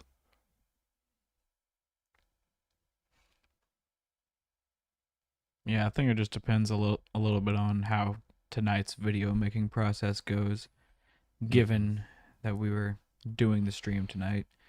So if we can crank this hog out real quick, then we'll be more likely to do more streams in the future.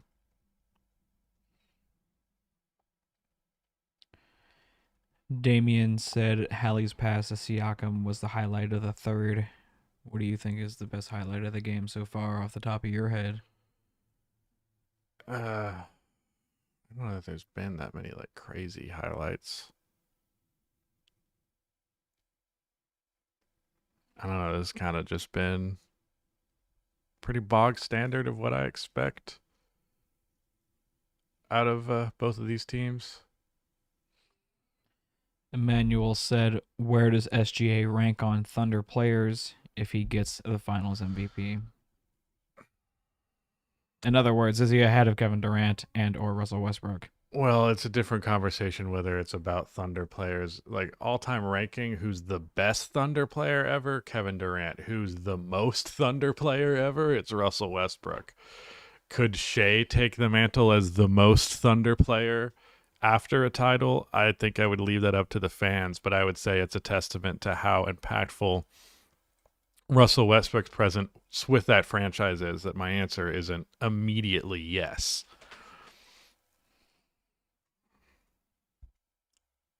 Three people in the chat, at least a couple of them from our regular chatters, say number one, and he's already better.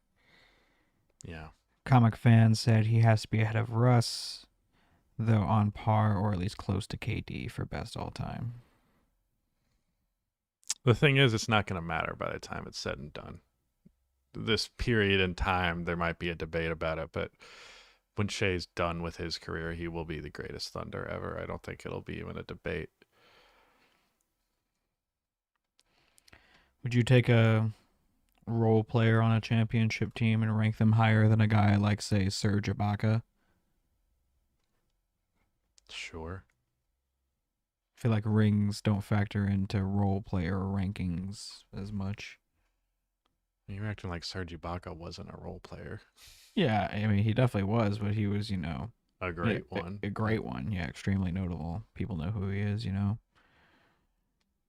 He's one of my favorite role players ever. I love me some Serge Ibaka.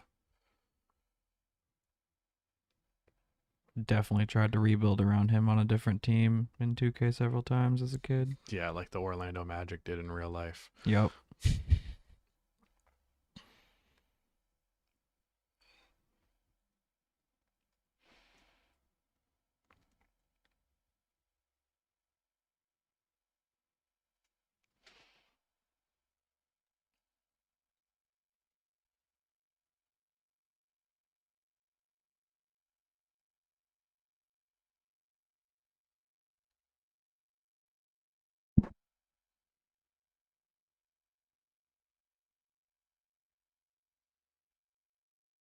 I'm very okay with the volume it was at before that.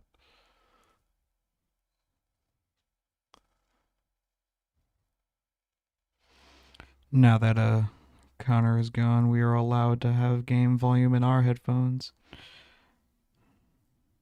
As much as we miss him, it is nice to be able to hear the crowd noise.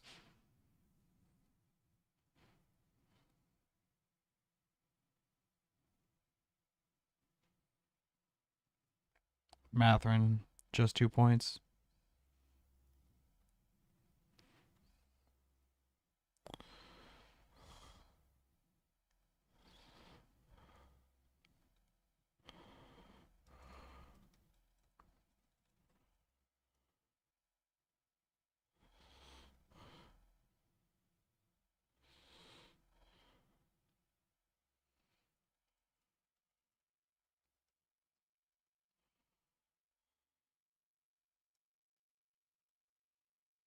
I like the Pacers starting the quarter with Siakam on the floor. Hallie being ready to rest. I wonder if Siakam's going to play the whole quarter or have a moment on the bench when Hallie comes in. I don't know what Rick Carlisle normally does.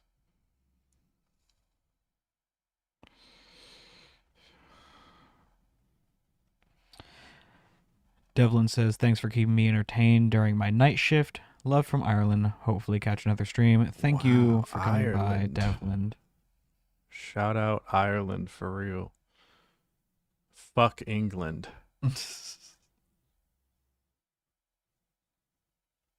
Lizzie's in a box. In a box. Uh-oh, that is coming up.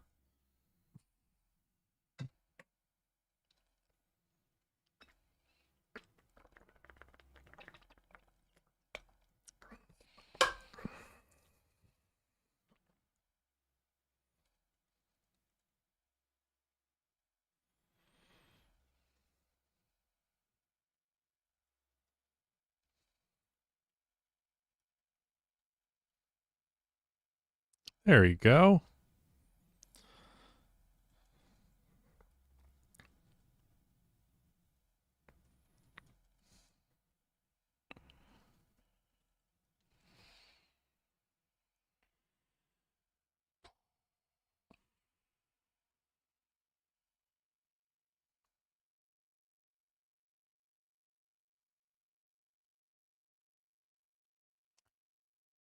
The game he's having, the type of player he is, and the fact that he's now apparently slightly injured, they need to get Mathurin out of there ASAP. Yeah.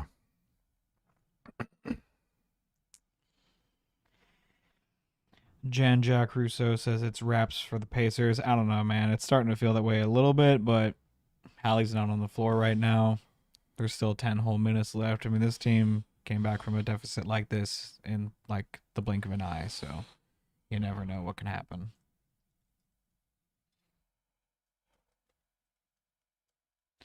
Mathurin is the Kuminga of the East from Daniel. That's an interesting take. I think Mathurin's a little bit more polished, which is sad.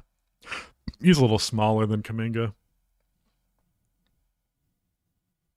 Oh, missed the point blank layup. Get him off the floor, coach. Ricky. Come on, Rick.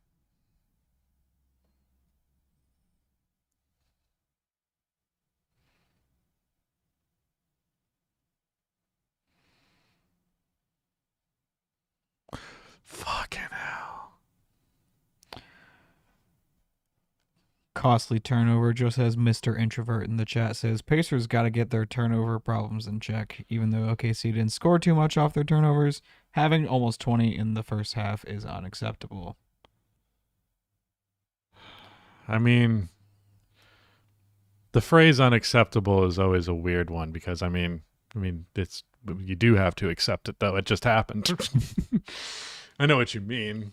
Yeah. But good God. And also this is OKC. It's probably not as simple as just they just got to clean up the turnovers. I feel like it's really less fucking hard to do that. I feel like it's less a Pacer turnover problem, more so the OKC defense themselves are a problem.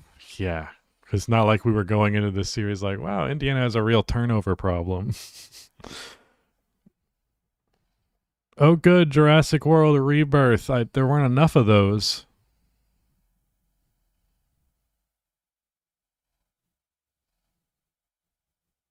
The fuck these frog-throated ass. You're not recreating the iconic scene. I don't care what you do. It's not the raptor in the kitchen. This is what you really tune into the stream. Yeah, I don't know if there's ever been a franchise that didn't need to be a franchise more than Jurassic Park. I could see it being a good like theatrical experience for a younger demo, for sure. It's like there's always going to be a 7-year-old that can go to the theater and go, "Holy fuck, dinosaurs!" and remember it for the rest of their life because it was crazy. But is that enough to warrant keeping the series around for eternity? I don't know. Dinosaurs are really cool, but none of them are ever going to match like the What I shock don't and awe. get is they the want to first make one. them action movies. I think make a horror movie about being on an island with dinosaurs. That's way See, better. Yeah, but then you can't bring the 7-year-old. Okay. I do think adults are coming for the dinosaur thriller horror movie, but I'm not sure it's gonna compare. Rusty, are you going to see the 28 Years Later movie? That's probably going to be the next movie I see in theaters because I am extremely fucking excited for it because it has some of the best trailers that I have ever seen. It's actually so damn good.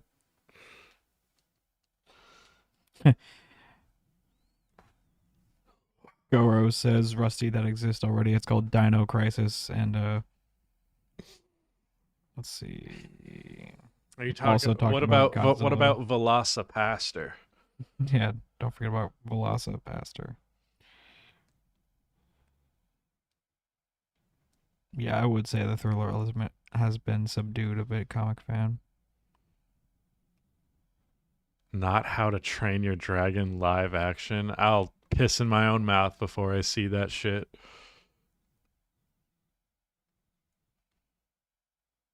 Oh, yeah, you just said in a video how much you hate live action remakes of animations. Yes. Live actions of remakes are bad. Live action remakes of animated shows are insulting. Animated shows and movies or whatever. Rusty, did you watch Sinners? Yes, I did. Very good movie. Ryan Coogler is awesome. Shout out to Creed 1. Right? That's Creed. Yes, Yeah. I'm pretty sure. Mm-hmm.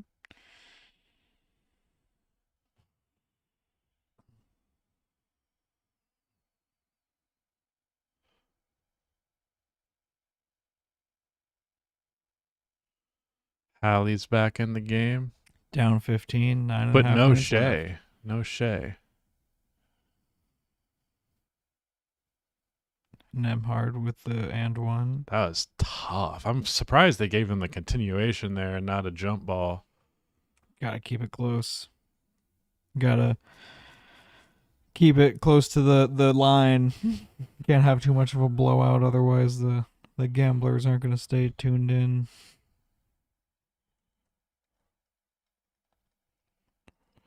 Stuff I think said Hallie going off for a quick 10 here any freaking time now. Yeah, that's kind of how I'm feeling about it.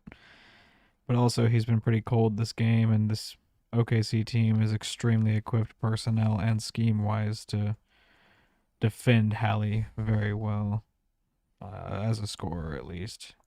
And when you subdue that scoring, you naturally suppress his talents as a passer in the playmaking equation, so it really is immovable force versus unstoppable, or was that it? No, immovable object versus unstoppable force type beat basketball. Then you should have just let it go, brother. You were nowhere close to getting that. And he dived on the floor. I love unnecessary hustle. I have the opposite opinion as Coach Nick on that. That was fire. I don't want to say that was game, but like Jesus Christ. Was that on Toppin? Let's Who see, they're definitely fouled gonna him? replay it. Yeah, right here. Looks like it's Toppin. Damn.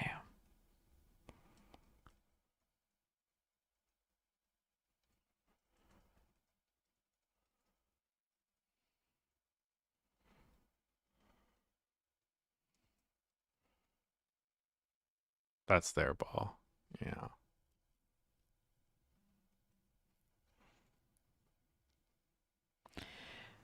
Comic fan asked, why does Halliburton at times feel like his aggressiveness is always very hot and cold? Yep. I feel like the only answer to that question is just Nice pick three. because there's no super Toppin's tangible explanation. 4-3. That kind of matches the Lou Dort energy. They just need that scoring production from Hallie to show up for a few minutes, and they have a chance to win this game. Or that production to be made up somewhere else from, a role player.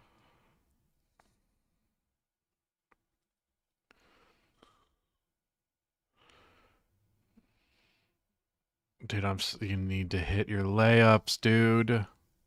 Shea's on the stanchion. He's about to check in. So is Dort, looks like. And Chet. Yeah, they're going big lineup change.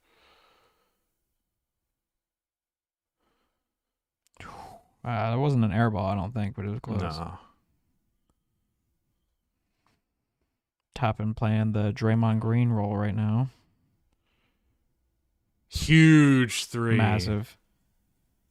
First three-pointer from Miles Turner in the game. Smart timeout from Dagnall. It's good timing on that. 8-point game. A little less than 8 minutes left.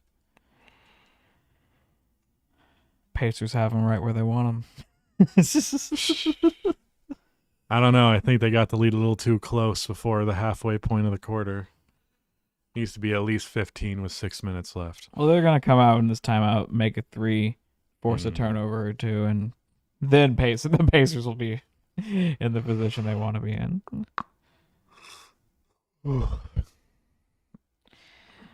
Cone left to take more thorough notes and watch more intensely so he can get his Congrats video on your out 8. Congrats on your after 8. this. Yeah. Have fun with that.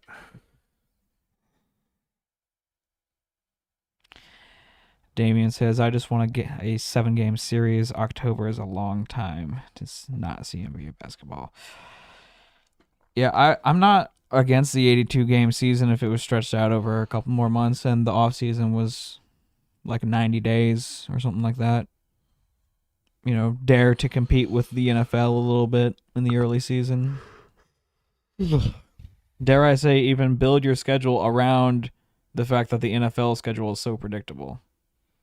Like, they monopolize certain days of the week during their season, so just monopolize the other days of the week. Rusty, where do you think Giannis and Kevin Durant's best fit is? Kevin Durant's a really hard one. Probably the Warriors, honestly. He's not doing that, though. You never know. It could. You never know. Well, the only way that it could happen is if he was traded for Draymond Green, so that kind of takes that factor out of the equation. Would Draymond Green elevate Booker's game more than Kevin Durant elevated Booker's game? I don't care to think about that. The fact that they're probably going to keep him is ridiculous. I don't want him to go to the Rockets. I just really don't want the Rockets to do that. Rockets' best fit for Giannis, I think. Personally. No, the best fit for Giannis is the Spurs. I think I'd rather see KD on the Spurs personally because it'd just be funnier. I just don't want any team that's like, wow, we're young and we're good. Let's trade for a 38-year-old who makes $50 million. No, stay out of that. Mind your business. And the Rockets are apparently not interested in Kevin Durant. There's quite a few reports that have indicated as much. The comment here from Mr. Introvert says, Rumor Mill says KD and Giannis are quote-unquote in talks to link up at the Raptors. I could see that for Giannis 100% just because of the Masai connection, and that would also allow him to continue to run the East as like the absolute number one on a championship caliber team. I don't know what the Raptors would have to give up on that move, but if they could keep most of their best players, then be great for them. KD, not so much. I think I'd rather be Giannis plus depth than Giannis and KD plus whoever's left.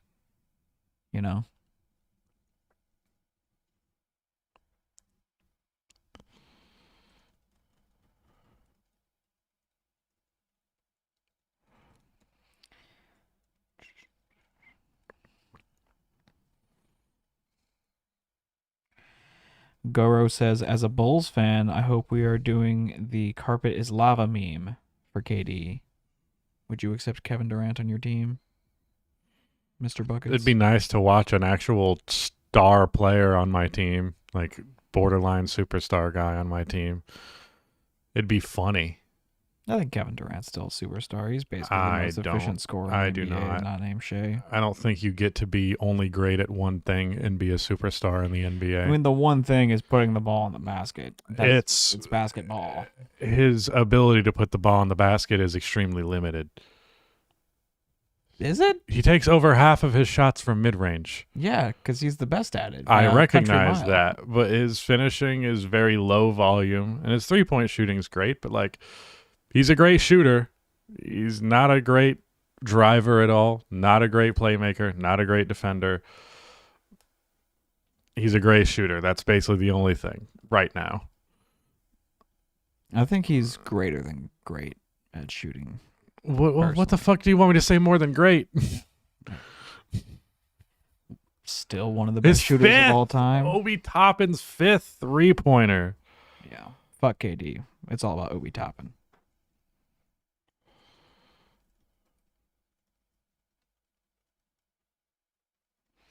Chad, I appreciate the comments speculating about the offseason, but at the same time, I'd like us all to lock the final eighth of this finals game, if that's okay with everyone.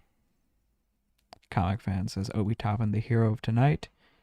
If not the hero, he's at least the yin to Lou Dort's yang. Balance out that role player, surprising people factor. It's definitely keeping them in the game right now, Alejandro.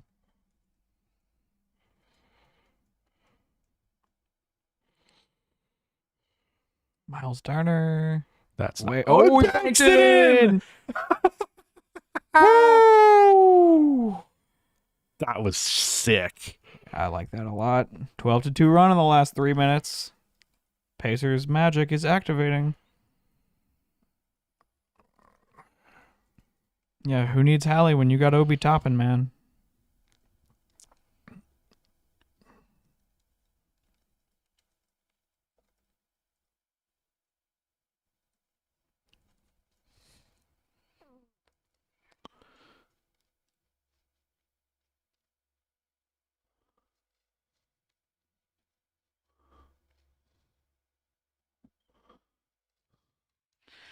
I just turned on the game, and look who's at the line.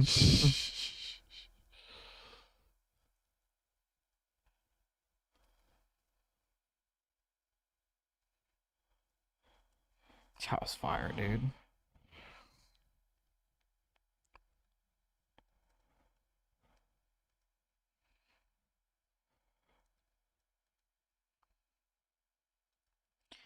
Toppin on the bench.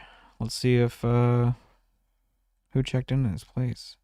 Was that Neesmith?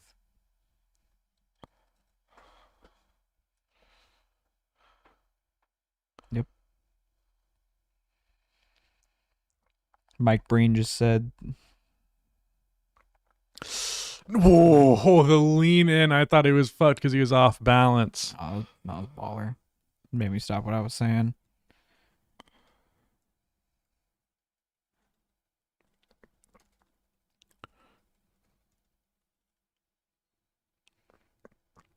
It's a good foul.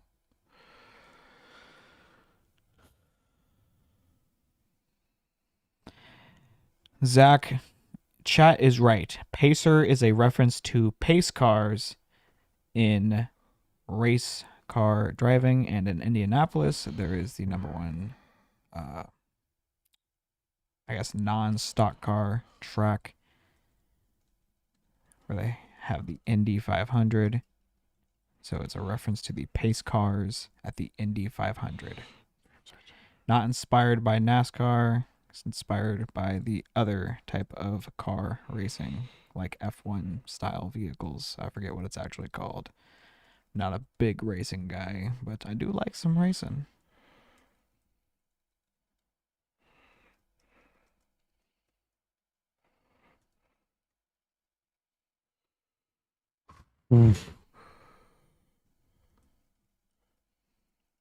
Nemhard Gross and overly Neesmith have mercenaries. had some really ugly, confusing drives in this game. Probably hoping to get the foul call. Yeah, I guess. Anytime I see an ugly drive, that's just what I excuse it with, Great defense from Miles on that. for sure. And that was Dub. He's out Oh, shooting the night. move! What a move! Here comes Hallie. 4-point game, 5 minutes left. Holmgren missing bunnies. That is not OD of him.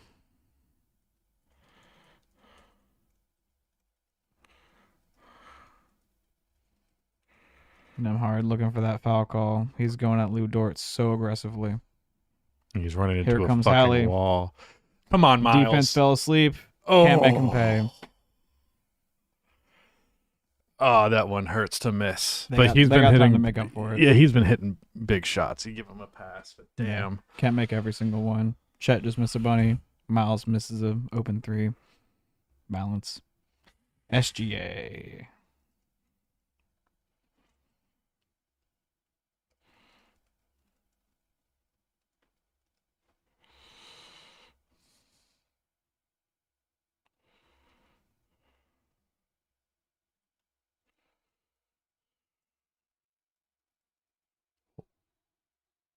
I thought that was in. A little bit out of rhythm, but the art looked good. I feel like all of his shots look like they're out of rhythm. Yeah, he's got that special jump shot for him. That's a foul. I think he got him with that arm. Yeah, for sure.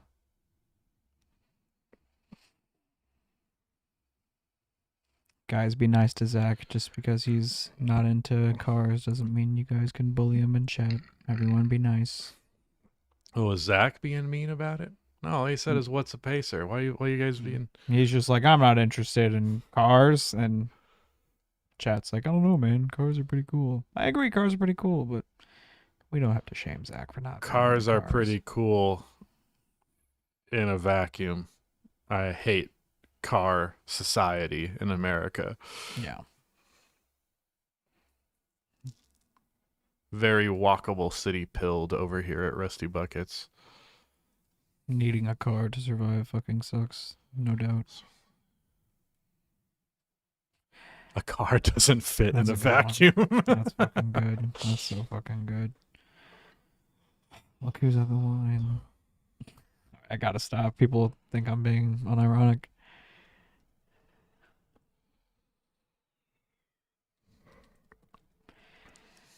Jan Jack Rousseau says Chet has been trashed this game. Does that pass the smell test for you, Jacob? I mean, yeah, he has not really done anything. He had that drive on Miles early. Hasn't really done anything else since then. And I think he's on the bench. Yeah, they put him on He the is bench on to the close bench. the game. 24 minutes, 6 points, 6 rebounds, 1 block, plus 4, 2 of 9 from the field, 1 turnover. We'll see if he gets any more PT. Here's Hallie. Yeah, that was a. See, Oof. he just was in the air for too long. Oh, that was almost an and one. It almost looked like a pass off the backboard because he threw it pretty hard. But Driving in South Florida is torture, brother. Being in South Florida is torture. The driving being torture is just a byproduct. Siakam's impact has been a lot louder than 16 and 9. He seemed better than that. To I me. don't know if I agree with that. Maybe he had a loud 16, but he's yeah, it sounds about right to me. Jesus Christ, negative 19 from Siakam. Yeah. Team worst. I'm way off base. Well, a lot of it's just he's playing the minutes that Hallie's not there. That's true. Sort of the designated. Just keep us The in the designated game guy. plus minus bitch. Yeah. He bricked both free throws. Come on, vet. You need those. Oh, lane violation. He's getting another one. If he misses 3, that's crazy. Honestly, fucking, they need to call lane violations more often. That's something that they let slide as much as carrying. I think they should eliminate carrying and be more strict about lane violations. Well, they can't. No, you can't just remove. Why does it have to be one of? You don't have to trade No, them. because carrying is only used for the past 25 years in the NBA as a way for the refs to try to balance the game when they feel like they fucked up a turnover-oriented call or when they want to quiet a guy like John Morant. They only or call Allen Iverson. carries when it's bad. They don't even call them when it's bad. They call them when they feel like it. I disagree strongly. I think there is an extreme of carrying that the rule needs to exist to stop.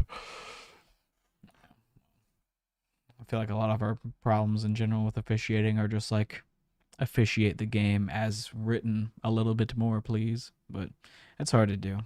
I'm trying not to be too ref critical in general. More of the rules. Oof. All right. Good no call, I say. Whatever. It seemed like Caruso flopped.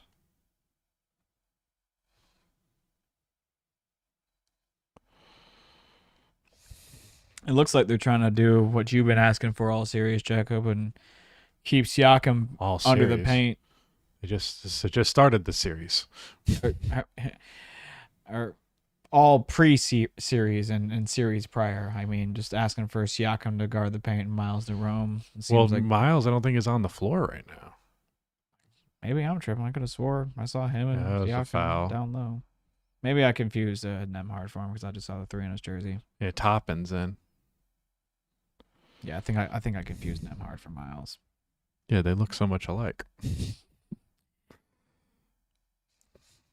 Damien says they just need to start calling the Tatum offensive foul more. The forearm push off.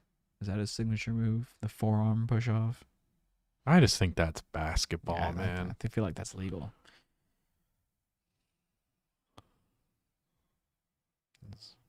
Ugh. No. That was a good handoff.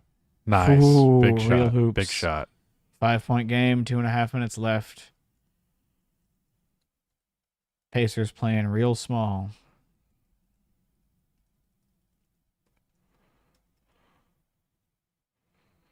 Both teams are closing without a center. Yep.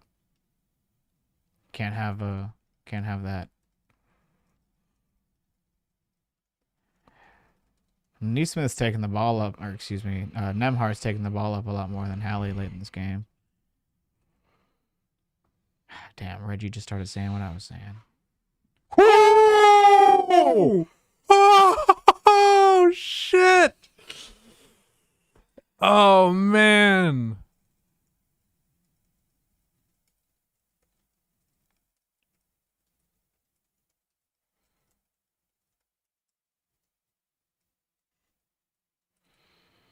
That's wide open, Dort. He doesn't have it this time. Dub mishandles it. Leading the break. Nice. Does a good head fake. What a great fucking contest. I can't believe they didn't call a foul on that. It was so physical, but I get it. SGA, so clutch. Wow. That might have been the biggest bucket of his life. Caruso called for the foul. He chuck him down to the ground, fighting for that loose ball. Yeah, no, he sure did go straight up. Wow, yeah. No foul at all. Lou Dort, man, holy shit.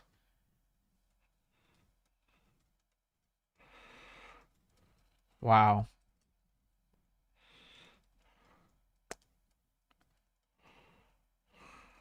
Shout out to Doris on the explanation of what is and isn't allowed in terms of calling a foul in that situation. I appreciate when the commentators dig into the rules.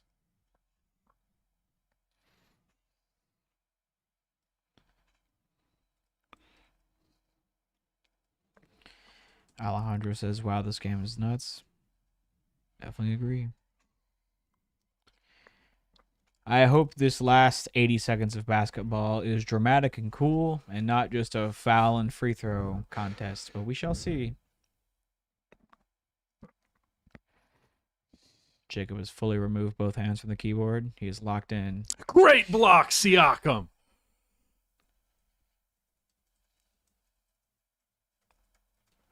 Be patient. Don't Yeah. just force a 3-up right now. Hallie's doing a lot of directing traffic without the ball in his hands.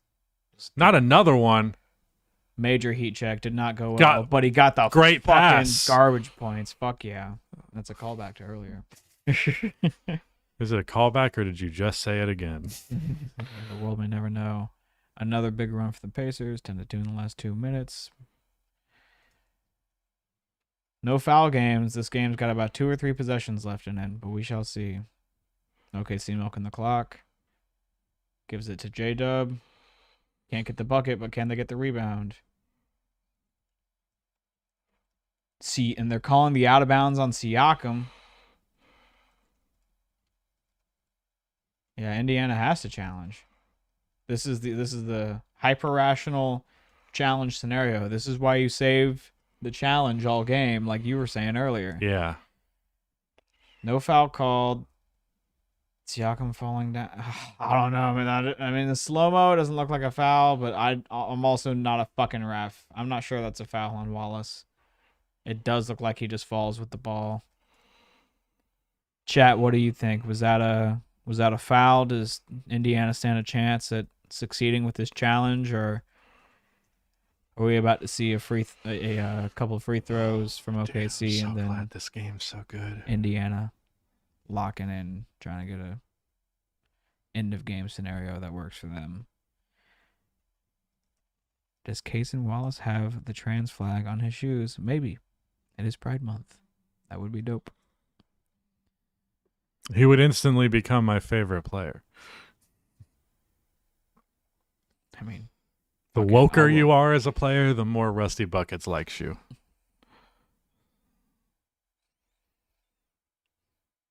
I mean, while we're waiting on this commercial, I'm going to go back and check the replay and his shoes.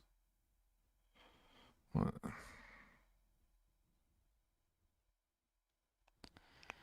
More about the proximate foul. I think that's just the color of his shoes. I think the shoes are just more or less those colors. I don't think the flag is on the shoes. Hard to say if that's a foul or not.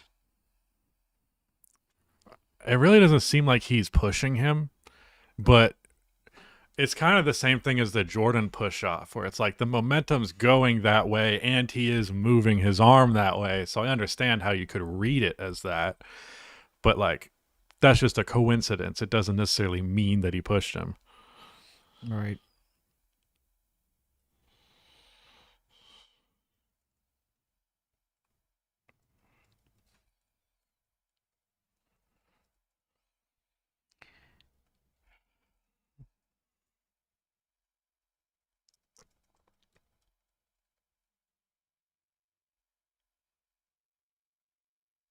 Yeah, that's how I was leaning as well. It's unfortunate for the Pacers. It would have been sick for there to be a foul or this to be off someone else, but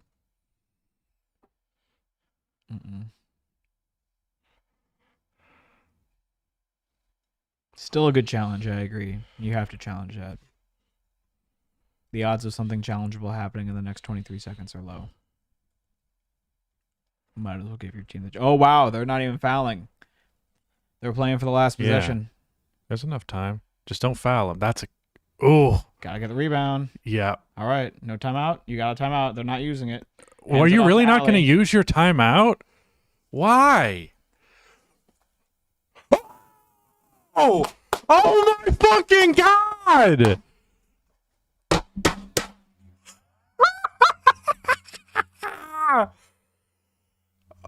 This fucking guy is unbelievable.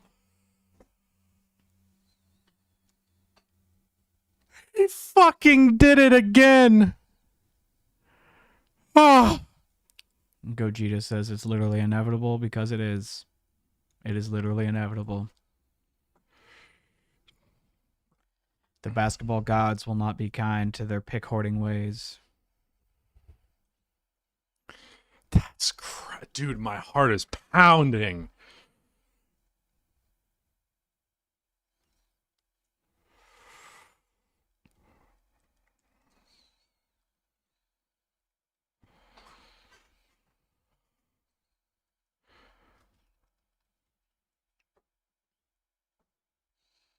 How much time is going to be on the clock? 0.3 was what was on there.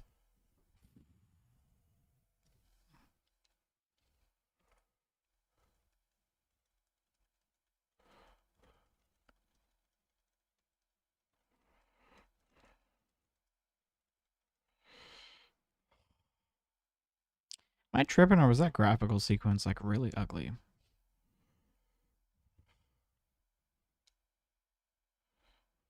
Every game won. Hallie seals it, says Abel.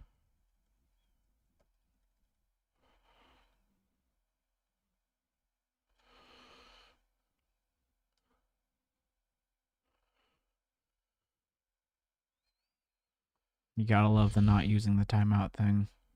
Probably pretty smart to not give OKC the chance to get their defense set. And I schemed. get that, but Christ, they cut it close. I wouldn't even say that was a great shot that Halliburton got off, but No, it's it's like a Halliburton 20-footer. taking it. Yep. If he's taking it, it's a decent shot. Doesn't matter if he's had an off night all night. This is I'm what he getting fucking Hallie does. tatted, bro. Jesus Christ. Yeah. I think that would be a good omen on your life. Wow. Oh, evil won again.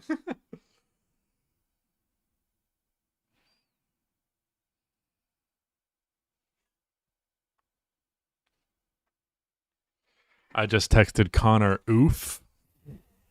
I'm surprised he hasn't joined back in the server. That's just to also cry. their only lead Yep. of the game. That shot is the only lead of the game.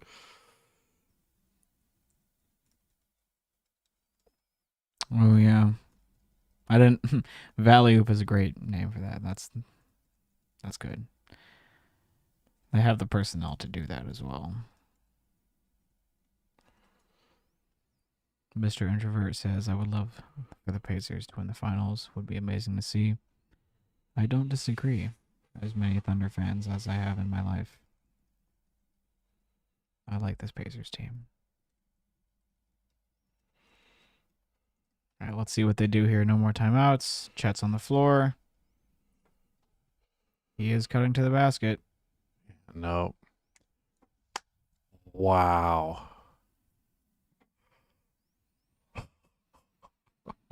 Wow. I didn't think they would win a game after setting the record for turnovers in a half. That's crazy. It's destiny.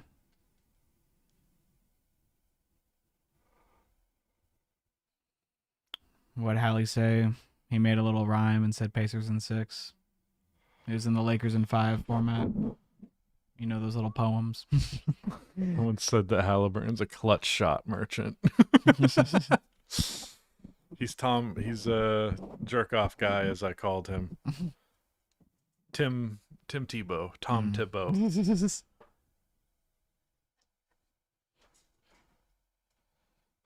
Yep. This shit was All right, crazy. well, we got I gotta write up this recap. So thank you guys so much for watching the stream, but we are going to head out.